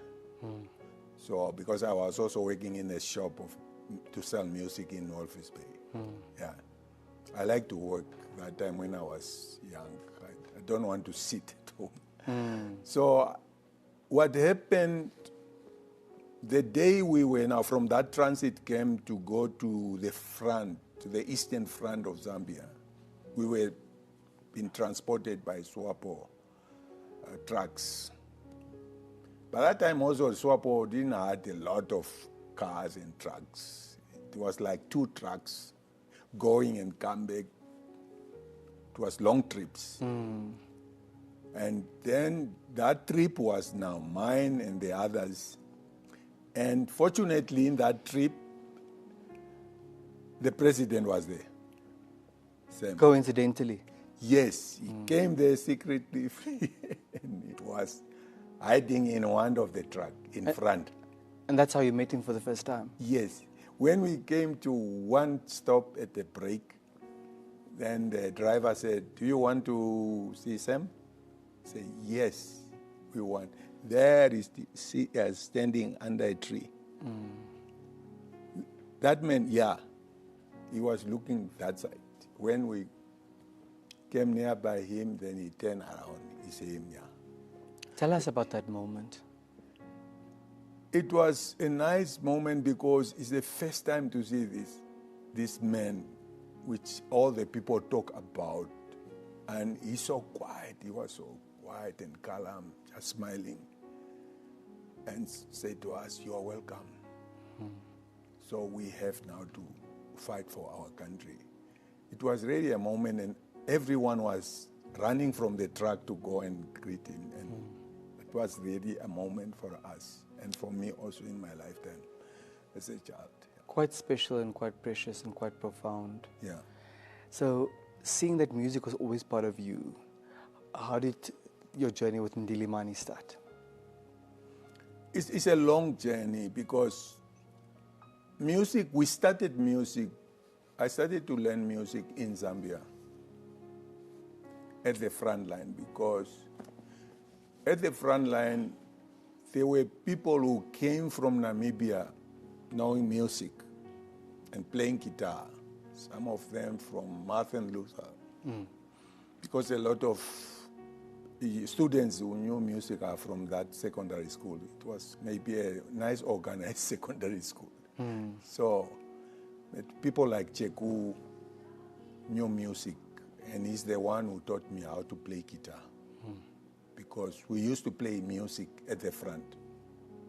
Singing was base of a moral kind of a medium for the soldiers, because we were bored a bit, longing home, and we were also very young and missing our parents and all that.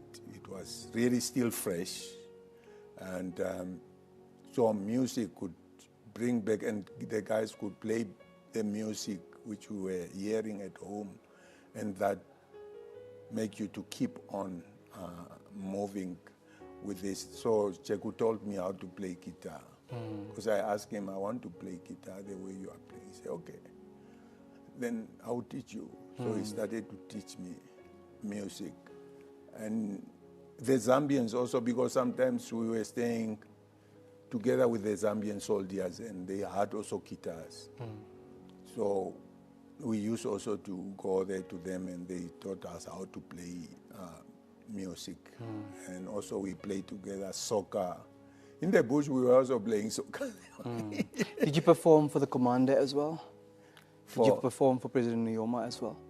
Yes, many times. Because when we started Ndilimani,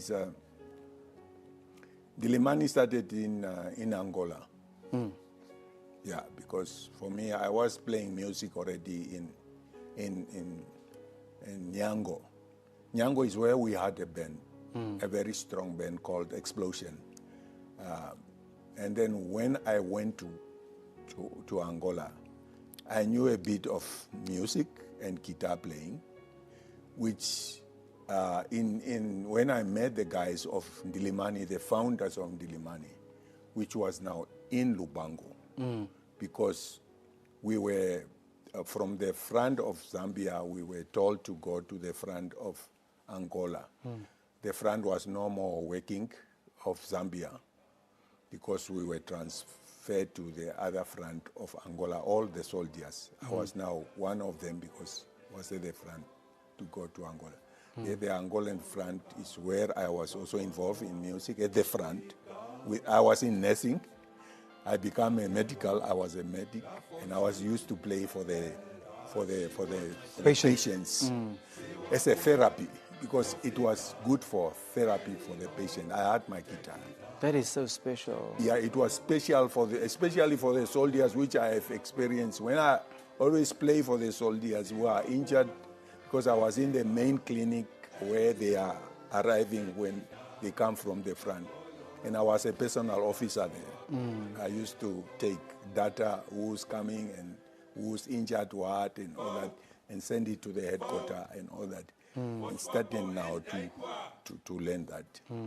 So from there I went to Lubango because I was sick. You can see here, I became sick. I almost died. And I was operated in Lubango. And then I was sick. I was not allowed now to go back to the front. And then the people who started in Dilimani now, they heard about me that I was also good in music. So they informed Peter Nanyemba and the commander, and then they were told that, okay, get him to join you. So one day I heard people coming with a car there. Where's Banana here? We heard Banana is here. No, he's there. He's with his guitar. They found me also playing guitar. So they took me, and then we make a group together at one headquarters in Lubango is where we started now to play together. With made-up instrument, made-up guitars. There was no instrument yet. And the instruments was bought by him, by the founding father, in London, the real instrument. It was a history. That is a moment of our journey of Ndilimani. Whilst you were in Angola, when did Yes. this happen? In Angola. He bought the instruments in London.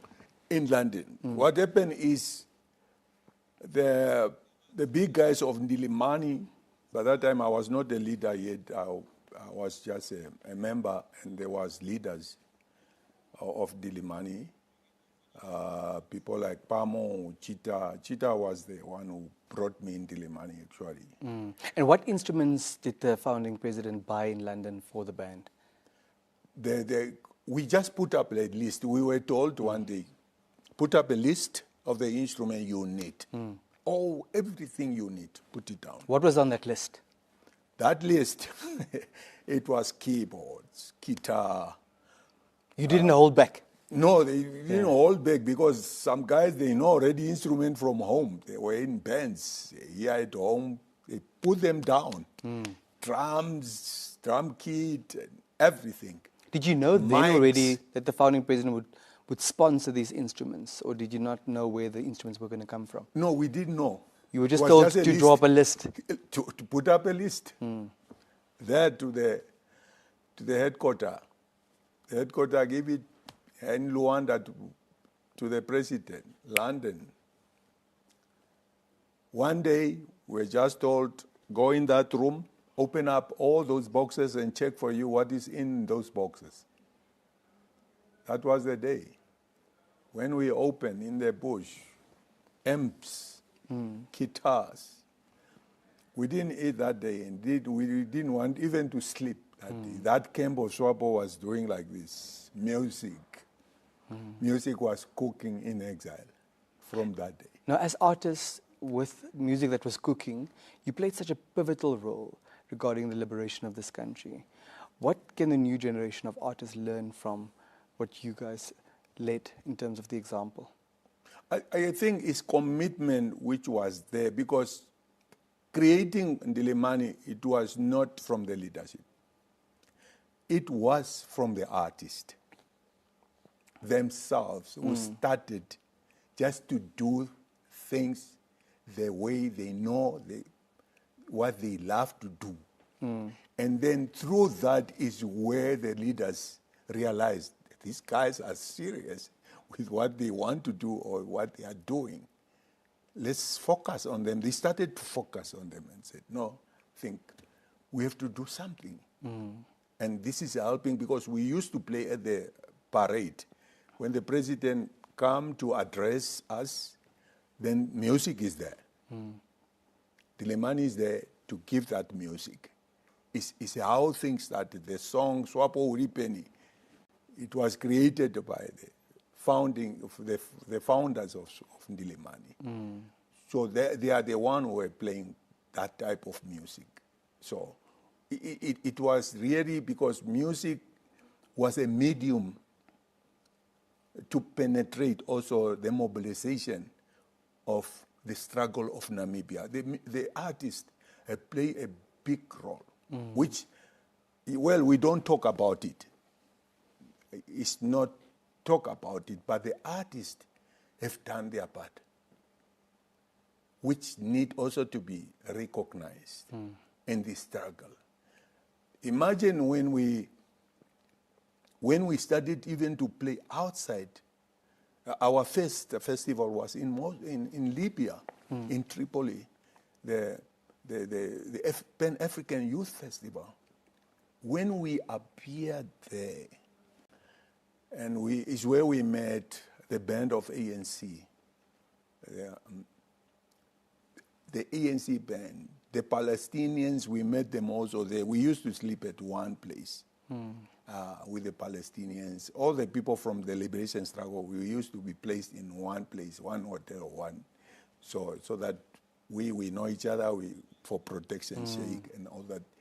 I'm telling you, music and dance and drama, because like in Ndilimani, we were doing all this at once, at one performances, play a very important role.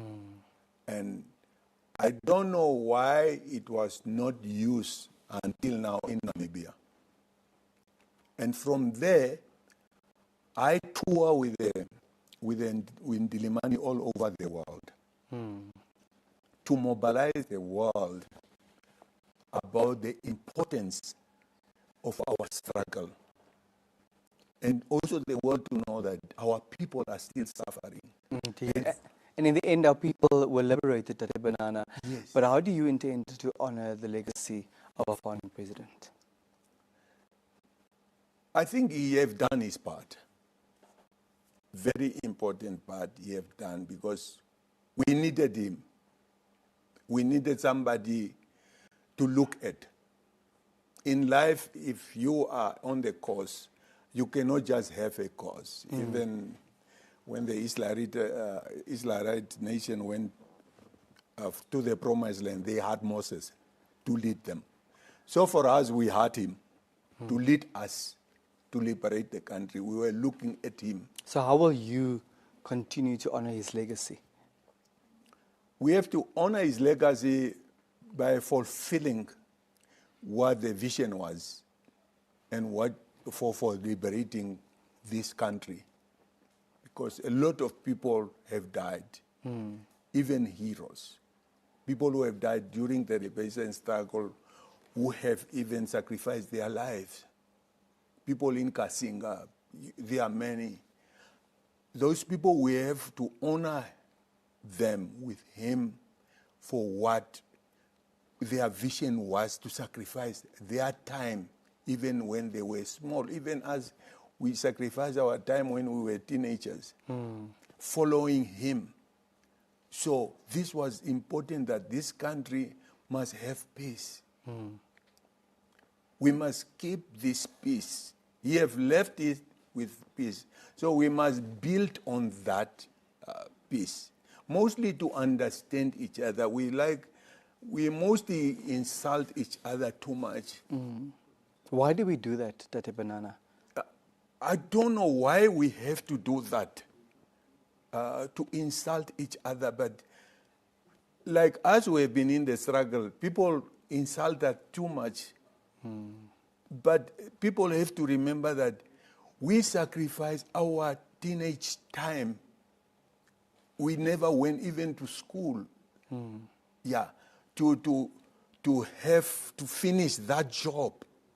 But why should people look at the history of our liberation struggle and insult, even to insult elders?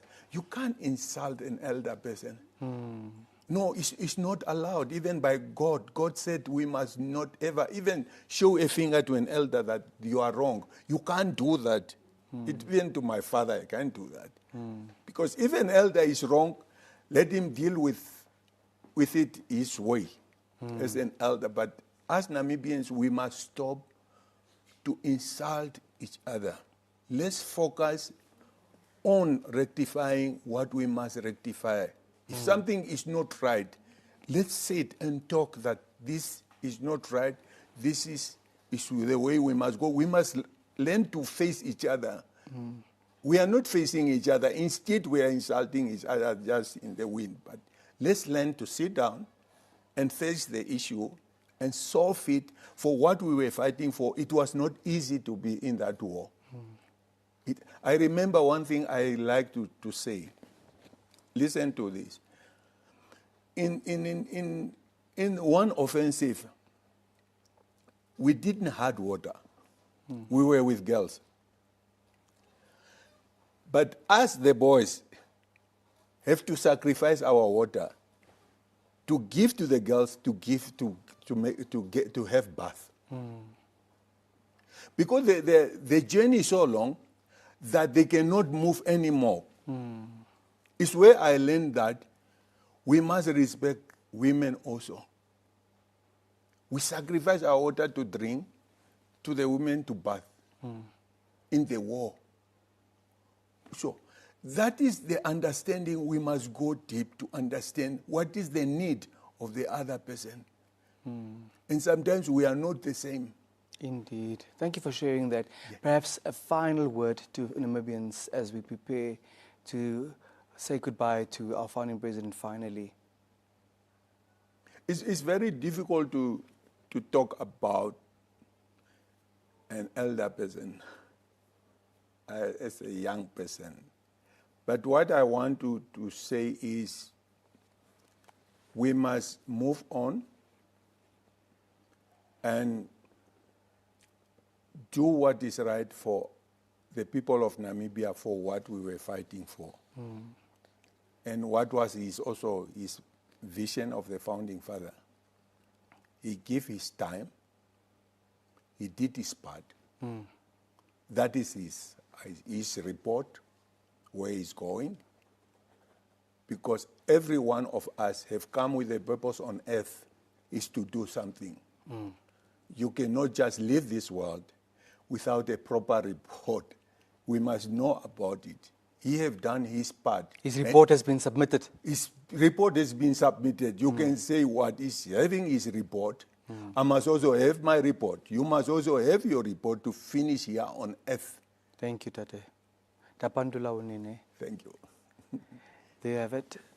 Ndilimani Cultural Groups, Tate Banana Shekupe, with a very important message that the founding president gave his time and did his part. And with that, we've come to the end of the morning segment of this special tribute broadcast, where we continue to pay homage to the life and legacy of Namibia's founding president and father of the Namibian nation. The news highlights are up next.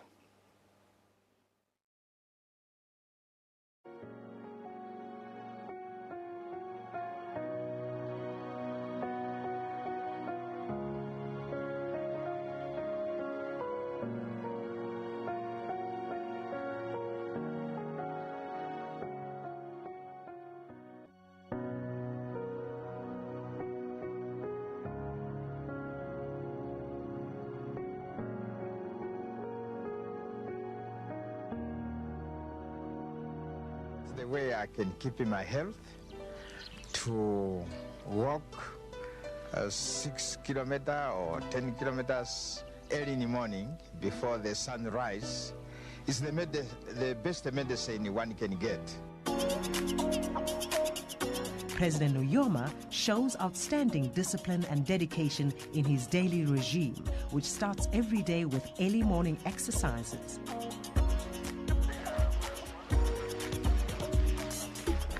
6, 7, 8, 9, 10.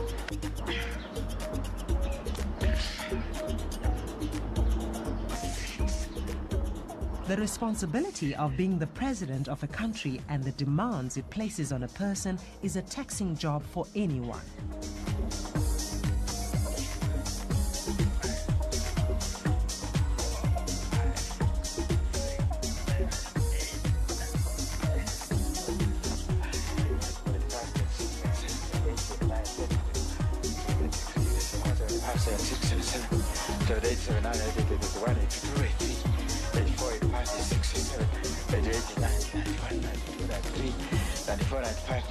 He's without doubt one of Africa's heroes.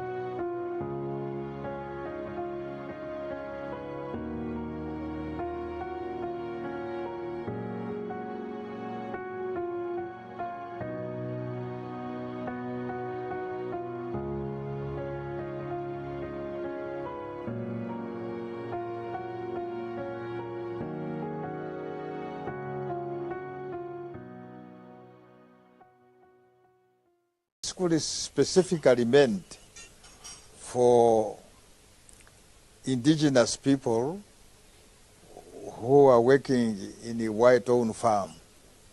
The African children or their children don't go to school, while the whites, they take their children to schools in towns, and they leave the black children whose parents are working for these white people.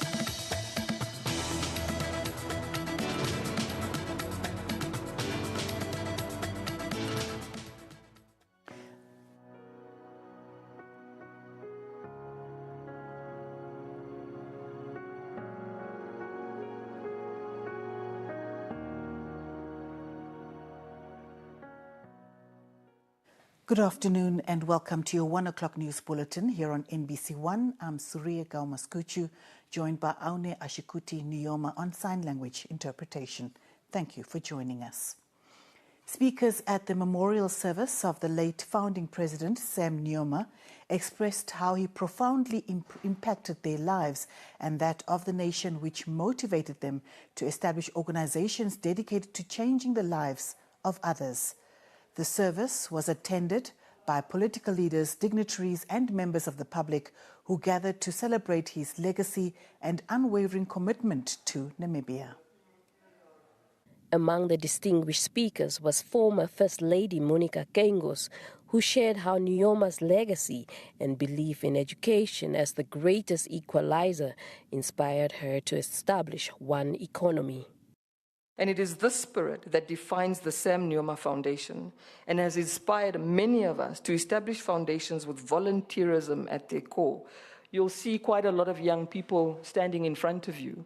All of them are employees of the One Economy Foundation. In total, there are 42 on permanent contracts. We've got another 45 based in the north on 2-year contracts. And we have many, many volunteers. And I see some of you who are volunteers to the One Economy Foundation. So we've built an institution that has been inspired by the work of President Nujoma. In his valedictory address at the 4th SWAPO Congress in 2007, President Nujoma stated, and I quote, "Education and training remain critical to our youth who are the future leaders of our country, and we must continue reforming our educational system to ensure that it corresponds with challenges facing our nation." Nas Angula, as chairperson of the Sam Nujoma Foundation Board of Trustees, also delivered a moving tribute highlighting Nujoma's relentless dedication to national development, social justice, and the empowerment of future generations. Although his departure has shaken the Namibian nation to its core, we will emulate his indelible legacy and follow in his footsteps, as we believe that the seed he has planted will sprout into a deep-rooted forest and blossom into thousands of flowers in the land of the brave that is located between the alluring Namib Desert and the Kalahari Desert on the east and in the west, and the Kunene, Kavango, Zambezi regions and Orange River in the north and south. Angula emphasized that Nujoma's ideals should continue to serve as a guiding light for Namibians striving to build a stronger and more unified country. Johanan Urichos, NBC News, Windhoek.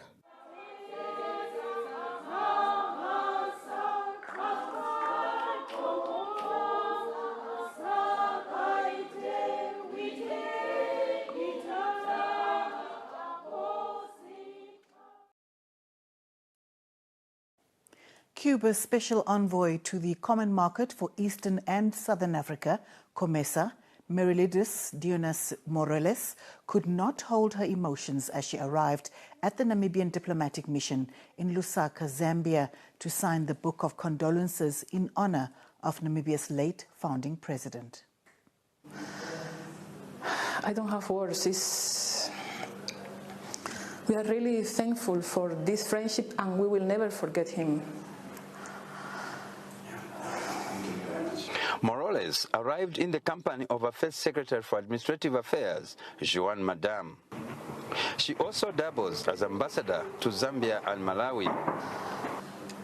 It's an extremely great loss for the Namibian people, for the African continent, and for Cuba. All Cuban people live in great sorrow because His Excellency Dr. Sam Nujoma was a great statesman, a great revolutionary leader, and a real true friend of the Cuban Revolution. And the bonds he forged with the historical leader of Cuba was an exemplary relationship. For the Chinese, the special bond between that country and Namibia is on solid ground because of the late Dr. Sam Nujoma. He has contributed a lot to the traditional friendship and all-dimensional cooperation between China and Namibia. Actually, he is the one who forged the diplomatic relations between our two countries.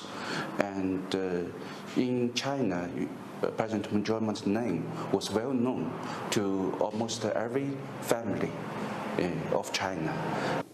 Michael Gonzalez is not just USA's ambassador to Zambia, but a good friend of Namibia and Africa. Throughout my career, I have focused on relations between the United States and the countries of Africa, having my first exposure to Africa in your beautiful country, Namibia, where I spent 3 months in 1995. I was inspired by the story and the role model of President Nujoma, Nas Angula, and so many other SWAPO leaders for doing what was right in the face of adversity, for standing up for self-determination, for independence, for doing so with integrity, and for leading as a model, not only for the Namibian people, not only for Africa, but for all of us. As a young student all the way in California, I watched the model of your country, of President Nujoma, and I was inspired. It made me want to contribute my life to improving the world and to bringing the United States and Africa closer together. These were not the only visitors at the Namibian diplomatic mission on Thursday. He made sure that he preached peace and progress in the whole African continent. From the people of Malawi, we would like to pay our condolences to the great people of Namibia. I was privileged as a young diplomat to serve in Namibia, and that time our late president was the president. Sincere condolences. We are losing our fathers, our people who gave us wisdom. It's a difficult time. Wamundila Chilinda, NBC News in Lusaka, Zambia. Governor of Kavango East Region, Bonifacius Wakudumo, joins the rest of the country in mourning the death of the first president, depicting Sam Nujoma as a selfless leader. Wakudumo calls on the youth to learn from Nujoma's leadership for the benefit of the country's development and to ensure that the efforts of yesterday's freedom fighters do not end up being in vain. Remember, this person, this icon was very, very young. He started to mobilize the masses inside in the country, but when time came that it's getting tough, he had to sacrifice his youth life to go abroad, to lead the revolution of SWAPO until we gained our independence. Self-sacrifice for a common purpose, it is good for our youth of today. For us to develop, we can not only expect government to do everything. What is it as Namibians we can do for our government, for our country. That is exactly what we as youth need to learn from the late president, our founding president. Wakadumo recalls the days of the UNITA bandits' activities in Kavango region as one of the many moments the first president expressed his love for his people and his country.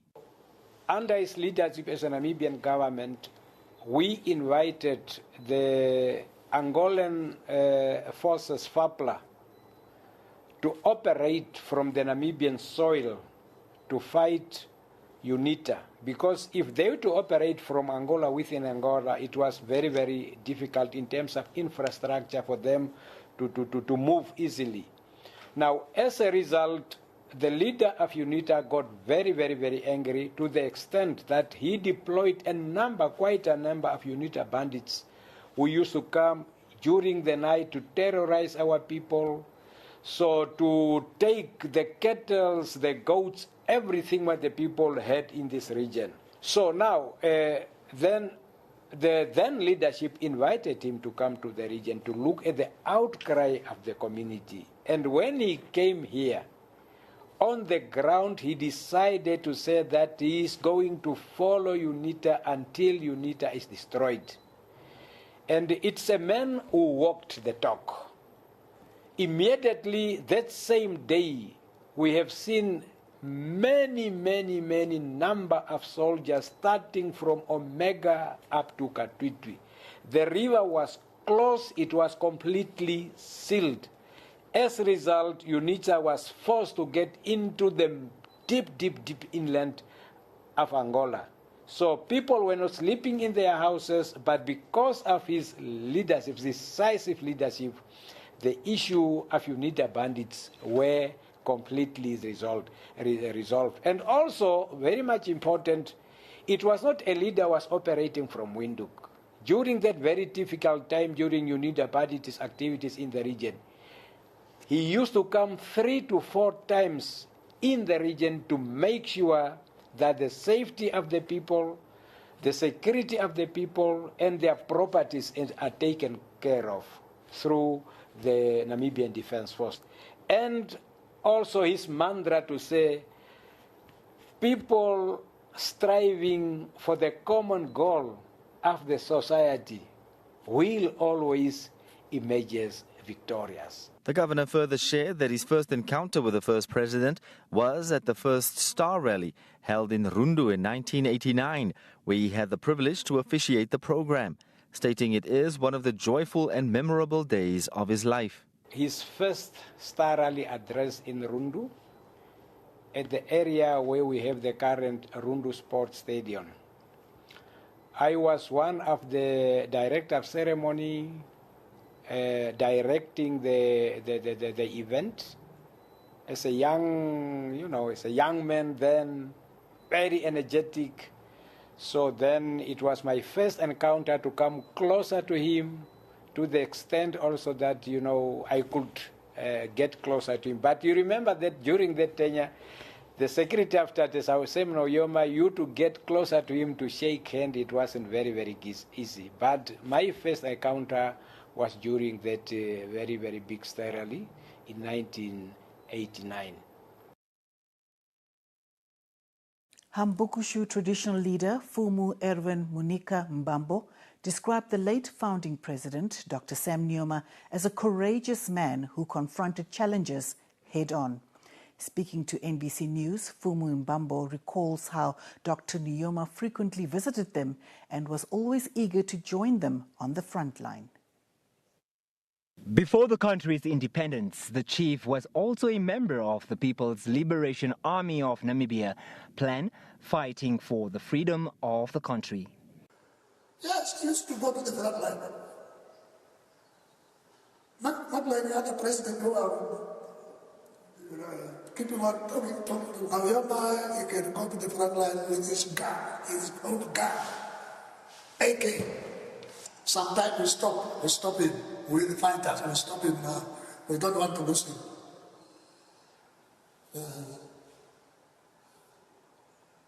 I personally one day, in the area where I was located with my soldiers, He came and overnight he came from Lusaka to the bush.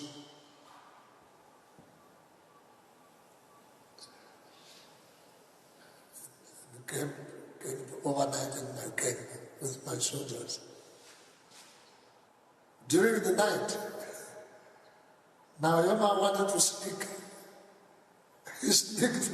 He wanted to dodge it with his gun. He wanted to kill enemy himself.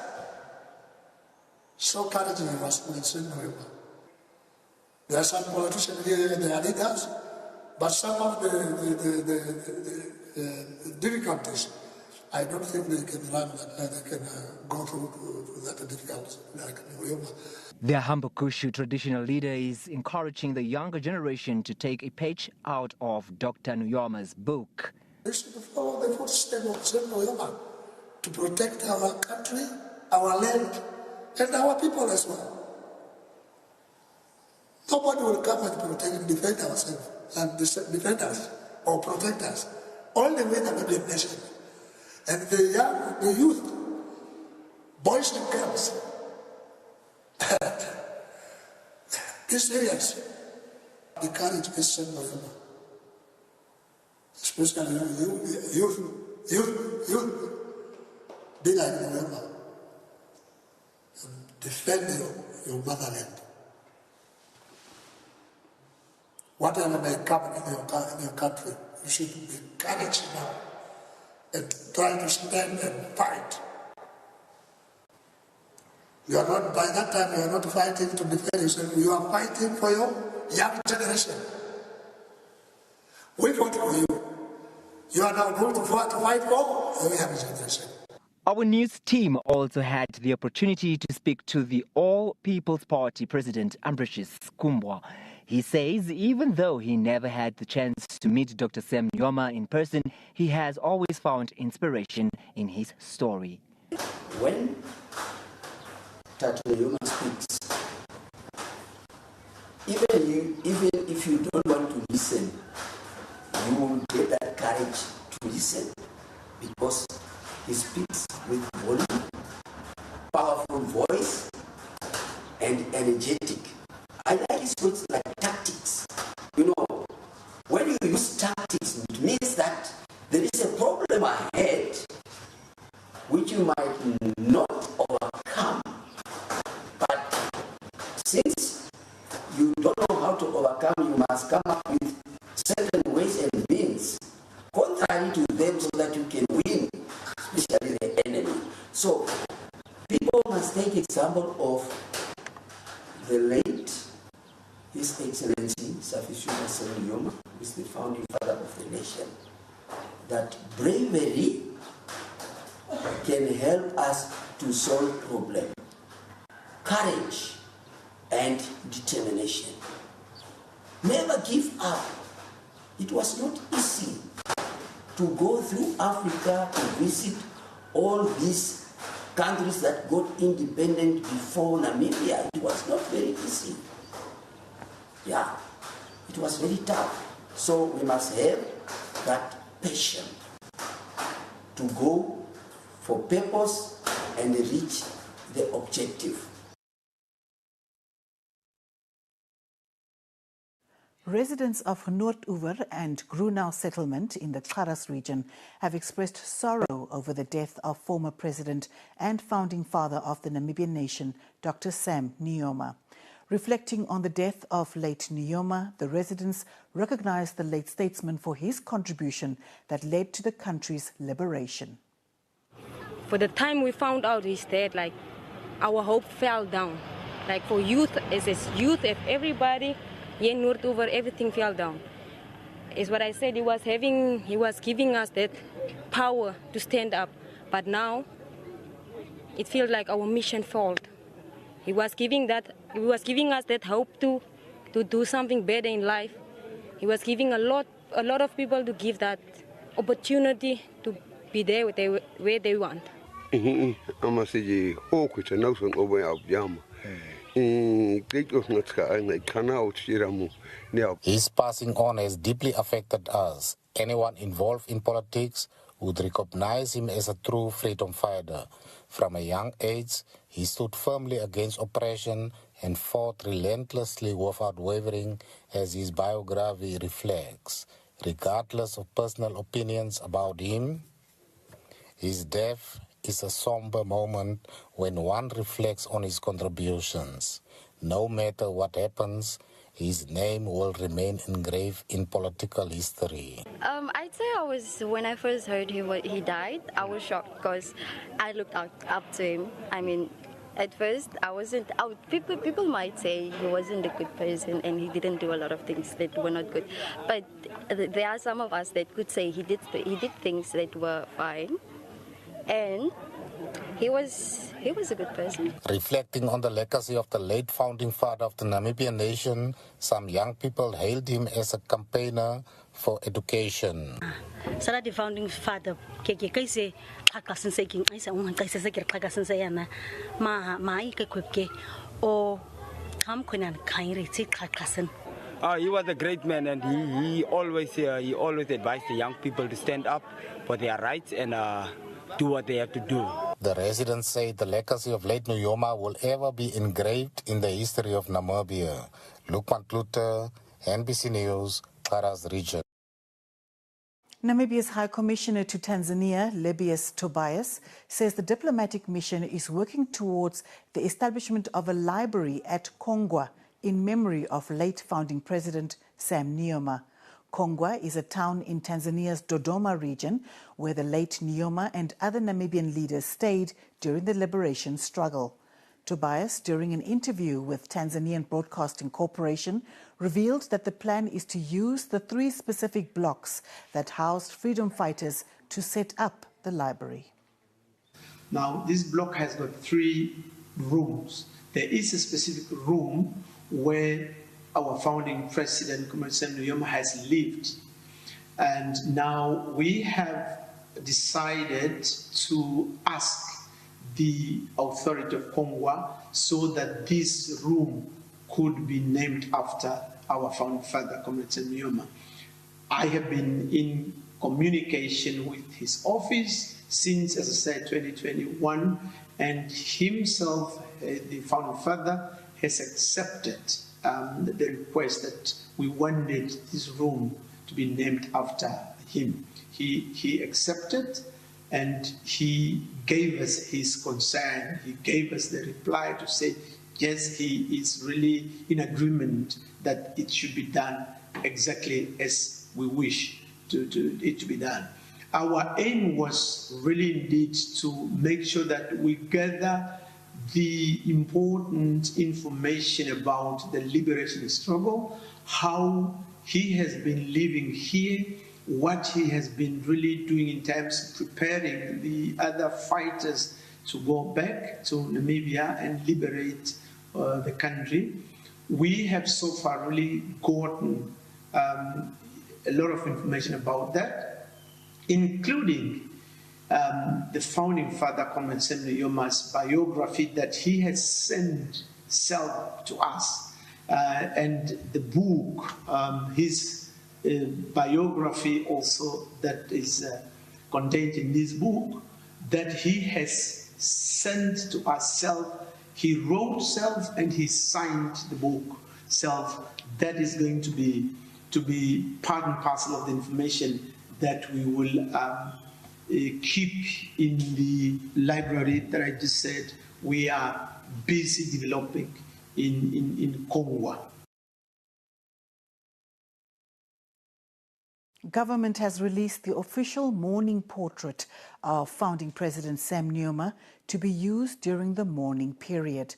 The Executive Director of the Ministry of Information and Communication Technology, Dr. Audrin Mate, says the portrait will be availed countrywide. Dr. Mate provided an update as part of the daily briefings for the funeral of the late founding president at the Government Information Centre. But this is the official mourning portrait of the founding president. There is a black ribbon on the top corner to show that we are indeed a nation in mourning. This portrait, together with the books of condolences, are now being made available countrywide. First of all, in the regions, the governor's offices. Then here in Windhoek, it will be office of the Prime Minister, the residence of the late founding president, at office of the judiciary and parliament. At the same time, we encourage the private sector to use this picture at the places where books will be available for passing messages of condolences. Schools, whoever is interested, please, they're encouraged to do so. They can contact the Minister of Information and Communication Technology, where we will make this picture, the soft copy of this picture, at no cost to everyone who will want it. The only thing that will be required of you is to ensure that you print from wherever you are. Dr. Mate also announced the visiting hours to the residence of the late founding president on the outskirts of Windhoek. The visiting hours are between 2 o'clock and 4 o'clock in the afternoon, as well as the daily memorial services from Monday to Friday only. Those will be the visiting hours for those who wish to pay their homage. Saturday and Sunday is a period that we have reserved for the family to rest. If there are any inquiries regarding this, they can contact Mr. Desmond Munyela so that they can make arrangements in terms of those who wish to personally go there during this period of time. The Ministry of Information and Communication Technology further dismissed as false the list of alleged contributions for the funeral of the founding president that is making rounds on social media. Be aware that during this difficult period of time, there will be those who will be wanting to take corners. Please do not let someone submit to you that you must give money to them. The state is taking charge of the arrangements for the state funeral, although we encourage the private sector individuals to contribute in any way, but it will not be contributed via circulation on social media. All those messages that are running around, we discourage them. The police, if they can find out who are responsible, they should then take appropriate measures. Meanwhile, Dr. Mate is urging members of the public and the media to remain patient as details of late leader Sam Nuyoma's burial arrangements are finalized. Dr. Mate acknowledges the immense national and international interest in the burial arrangements, but advises that details regarding the date, time and location of the burial will be announced at a later stage. He added that the responsible authorities are diligently handling the necessary arrangements to ensure that they align with the dignity and stature of the late leader. In the meantime, Dr. Mate says the nation must continue to honor and celebrate the life of the visionary statesman who dedicated himself to the service of Namibia. The news will continue after the break. Stay tuned.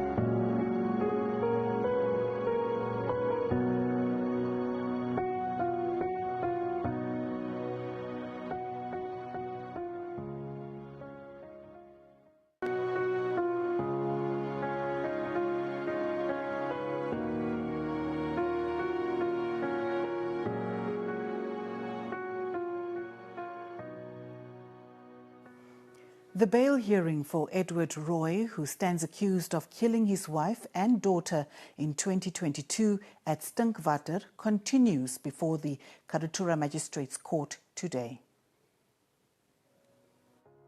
Roy faces 2 counts of murder, 4 counts of attempted murder and 2 counts of malicious damage to property.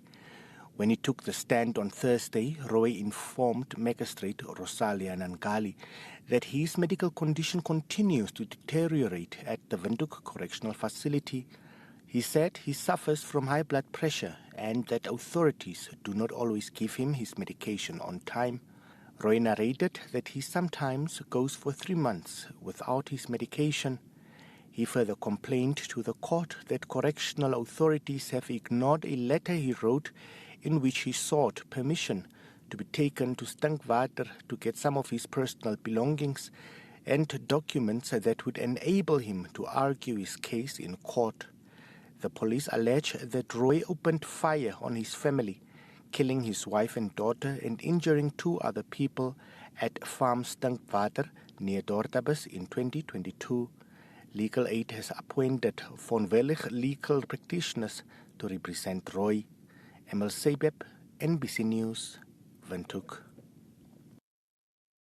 Congestion of heavy cargo trucks at the Wanele border post outside Katima Mulilo may soon be something of the past following a cabinet decision to implement short to medium-term interventions to address the bottlenecks. The border post is the entry point between Namibia and Zambia. For the past year, since the introduction of 24 hours operation of the Katima Mulilo border post between Namibia and Zambia, the movement of cargo and goods trucks has increased significantly. Truck drivers and their cargo spent days at the border for clearance to enter or leave Namibia. Cabinet has now intervened and approved interventions to ensure that required documentation is processed before trucks arrive at the border. Minister of Information and Communication Technology elaborates on the short-term interventions. The introduction of clearing agent rules gazetted under the Customs and Excise Act, Act number 20 of 1998, which establishes the Association of Truck Drivers for Namibia to serve as a forum for public-private partnership and sector dialogues between various border agencies and truck drivers to ensure that issues affecting the truck drivers, as well as to ensure that issues affecting the effective clearance of goods are discussed and addressed timelessly. The 24-hour operation of the Way Bridge to coincide with the 24-hour operations of the Katima Mulilo Wenela border post as from the 1st of April 2025 and diplomatic engagement with Zambia to remove processing restrictions. Among the long-term interventions will be to conduct a joint time release study by Namibia and Zambia and identify bottlenecks that have led to the congestion of trucks at the border post. Another measure is the implementation of an interagency standard operation framework on coordinated border management in Namibia. For one-stop border post between Namibia and Zambia, development of a truck port facility, and relocation of Katima Mulilo Way Bridge to prevent trucks from clogging the main town areas of Katima Mulilo and ensure all way checks are conducted near the border. At the moment, trucks are parked from the Zambezi Vocational Training Center, passing through the Katima Liselo farm to the Katima Mulilo border post without any security and safety to the trucks. 14 Okashana communal livestock farmers and cattle herders recently made their appearance before the Tsumeb Magistrates Court, where they were facing a collective charge of malicious damage to property. The men were arrested in September 2024 for unlawfully removing fences erected on communal land, where they are also demanding investigations into occupation of such grazing land in Okashana, Gukongwe, Wahenale. Appearing before Magistrate Karen Cleophas, the accused were informed that investigations into their matter is not yet complete and that their bail is extended. They are set to return to the dock on 12 May, where they will be representing themselves. Last year, farmers and community members demonstrated and delivered a petition to the Oshikoto governor to act on their grievances to end ongoing illegal fencing and occupation of large hectares of land at the expenses of small livestock farmers. However, the appeal seems to have fallen on deaf ears. The land is allegedly being fenced off by unidentified politically connected figures and elite individuals. A civil case is also underway between the group, Ondonga Traditional Authority and Oshikoto Land Board. Okasana ku Kongo Wanehale has been a free-range grazing area for small-scale farmers since the reigns of King Paulus Eliphas, King Philemon Shumba Eliphas, and the late King Emmanuel Kauluma Eliphas. Faith Sankwasa, NBC News, Tsumeb. Flood victims who were moved to Farm 508 on the outskirts of Kurianchap are satisfied with the plots on which they were settled by the city of Windhoek. However, there are some challenges, particularly with transport for their school-going children. Residents at Farm 508 say that although they are grateful for the land provided, they still face poverty on a daily basis. Among their concerns are the long distances they have to walk to find taxi to go to work and for their children to go to school. Taxis charge $26 for a one-way trip to be dropped off at Okapale and then walk the remainder of the distance to the settlement or pay an additional $20 up to Farm 508. Fiona Kamesepo, who moved from Oshomithe to Farm 508, says she has lost her job because she would often show up late due to the time it takes her to walk and find a taxi.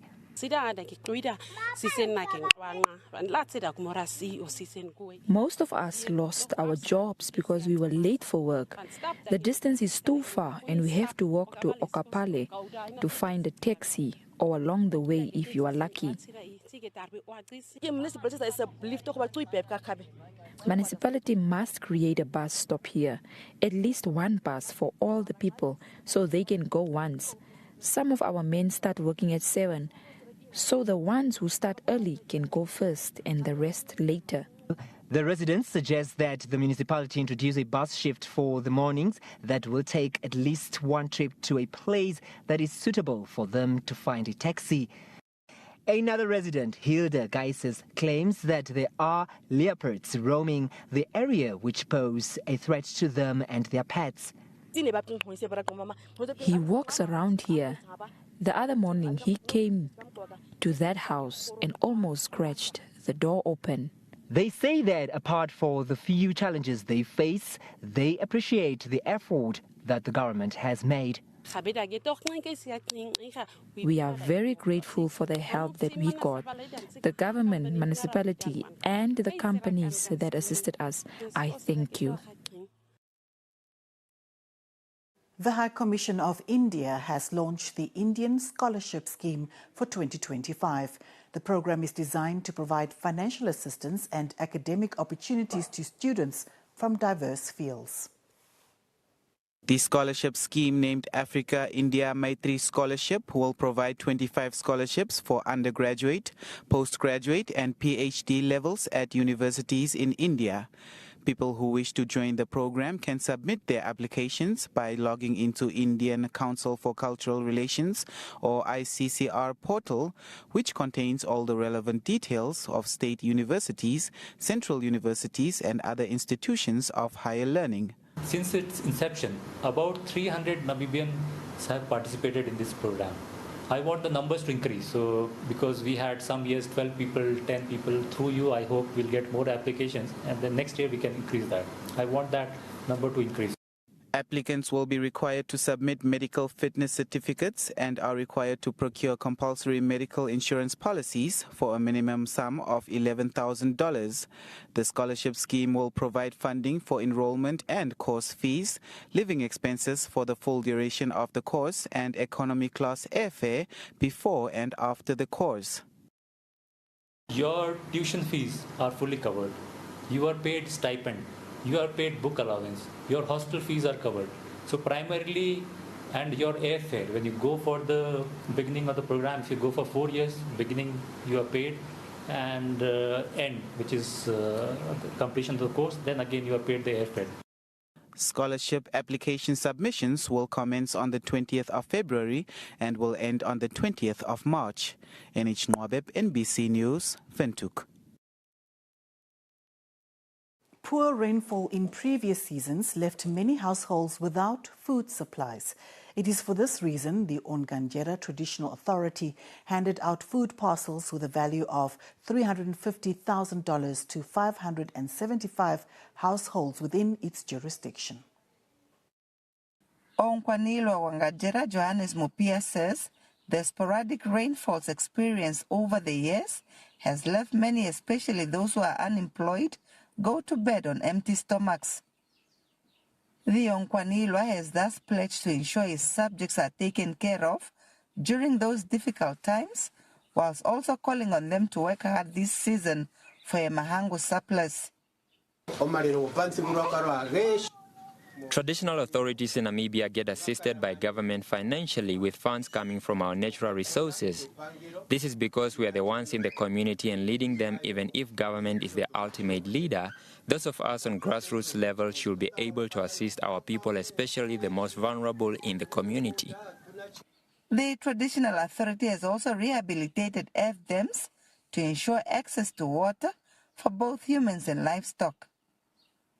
Beneficiaries thank the Traditional Authority, saying the assistance will go a long way in supplementing the government's social grants that have become the basic income in majority of households.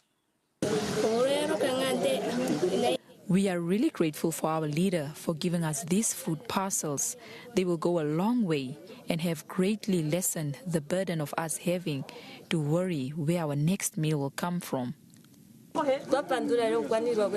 Yes, it did rain, but the food is never sufficient as we don't get much from our harvests anymore. We are thankful to Tate Mupia. Some leaders forget their people. Ndapanda Shuya, NBC News. Ukwandongo Palace.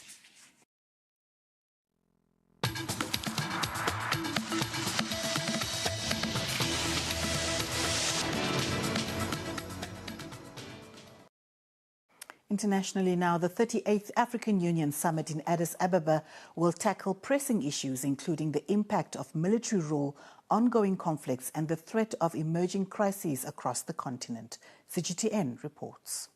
These are difficult political times for the African Union and regional organizations. In the Horn of Africa, relations between Sudan and the Intergovernmental Authority on Development are cold over the country's devastating civil war. As of last year, Sudan is no longer participating in IGAD mediation efforts. Tensions recently erupted between Rwanda and the Southern African Development Community SADC over the conflict in the Democratic Republic of Congo. At least 20 peacekeepers from the SADC mission in the eastern DRC have been killed while fighting M23, a rebel group allegedly backed by Rwanda, although Rwanda denies its support.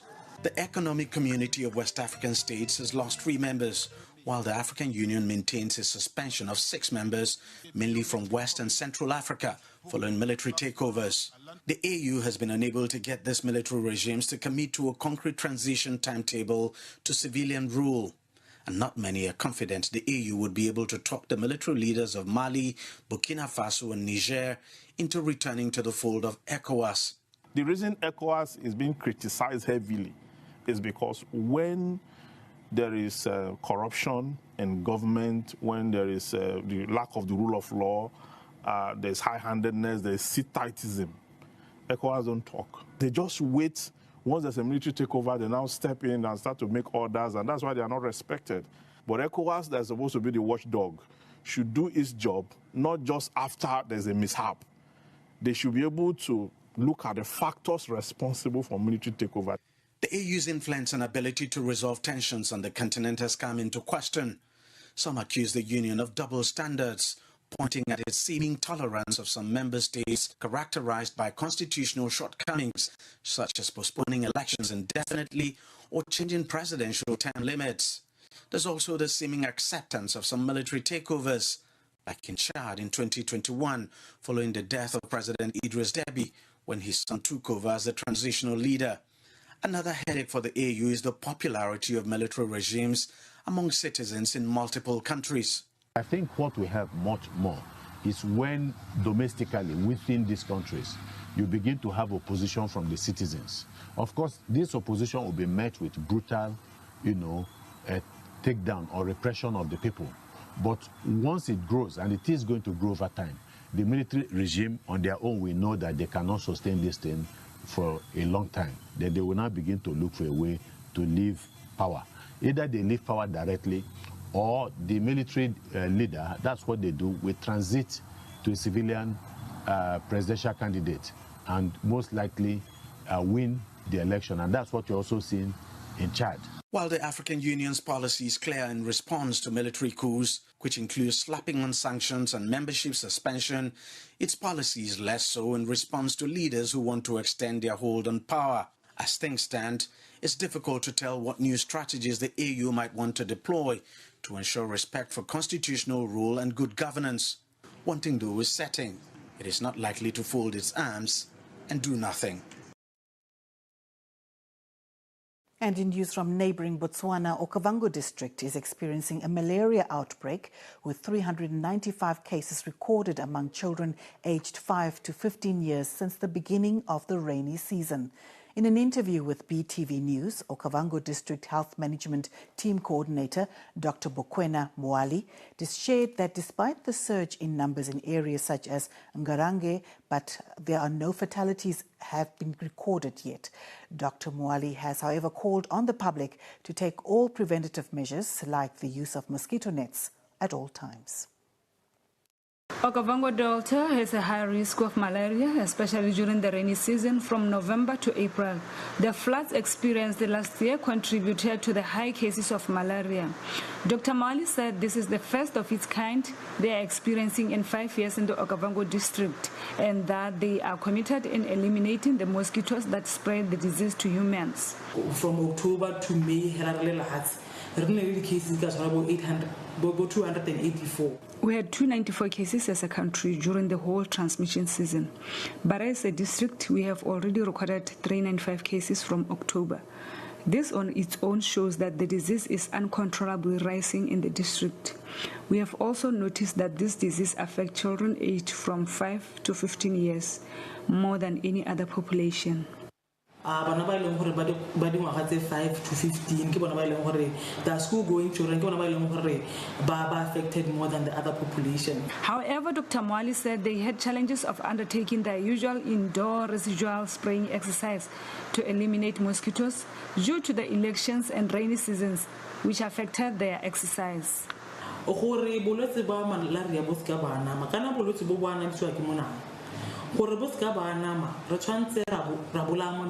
This disease is spread by mosquitoes, so for it not to spread, we should eliminate mosquitoes, or we should use indoor residual spray, which is our #1 intervention.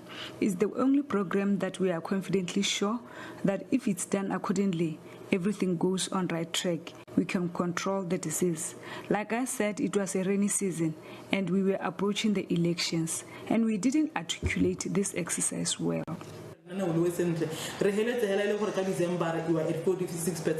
Against a target of 85%. The public has been advised to seek help from the relevant health authorities should they experience signs and symptoms like high temperatures, headache and vomiting.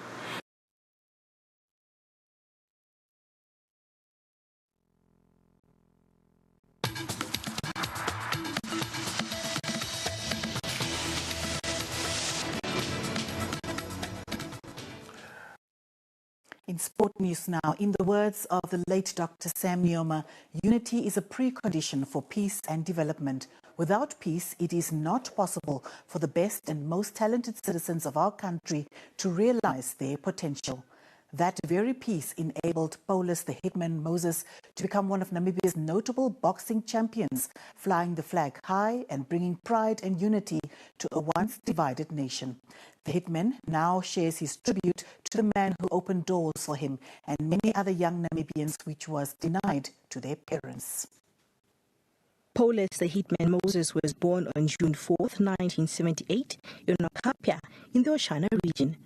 From an early age, the former lightweight boxer displayed a passion for boxing and went on to achieve great success, earning massive respect in the sport. One of the most defining moments of the hitman's career was on January 3rd, 2009, when he defeated Japan's Yaosuke Kobiri to win the WBA lightweight world title. Immensely touched by the passing of the founding father, Moses reminisced about cherished moments he shared with Dr. Nujoma. It was long when I was at school.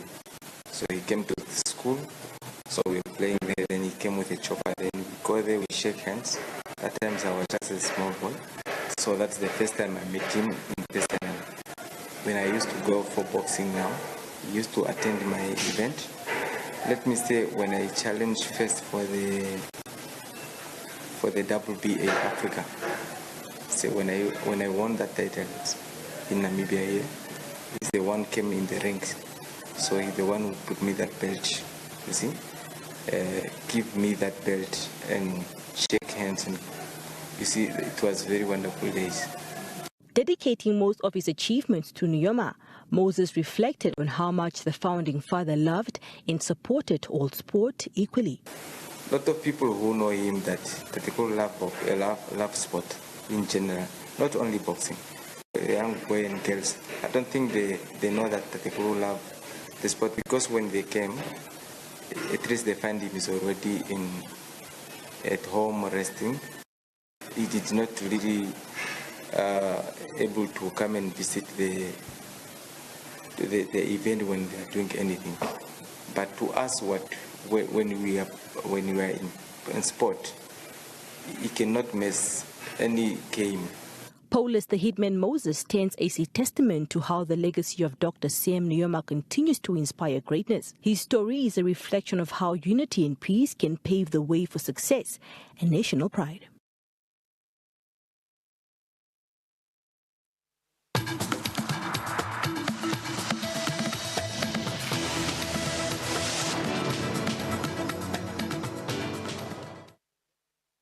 Thanks for joining me from the Met office. There is a chance of heavy rainfall again today in the northern central part of Namibia, maybe a little bit more than what we had yesterday. Recorded 69 millimeters for Ongwiu, Erishveld spilling 48 millimeters, Sonop Research Station and Oshambelo all level at 42. My name here once again with 16.5 for Kapsa received 7.8 millimeters. Katima Mulilo Airport received only just 4 millimeters, and a few other places received tiny drops. And we take a look at the synoptic chart. This area of a low pressure is likely to be the most significant feature of the weather today, gearing up to deliver some heavy showers covering the northern part of Namibia, extending towards the Midlands. A little bit more intense at the point where you see kind of yellow color, but still nowhere near across the southern part of Namibia. Very hot temperatures expected here, most likely to see those numbers creeping up to 37, perhaps even 38 Celsius as we get to the latter part of the day. And the rest of us, we expect those numbers to drop to upper 20s come this afternoon. And along the coastline, we expect the highs of 23 Celsius for Ludres. And that's it from us. Enjoy the rest of the day. Goodbye for now. Thanks very much, Vilo, for that weather update. Well, that brings the news to an end for this afternoon. Thank you so much for taking the time to being with us. And, of course, have a good afternoon for the rest of the day. Goodbye.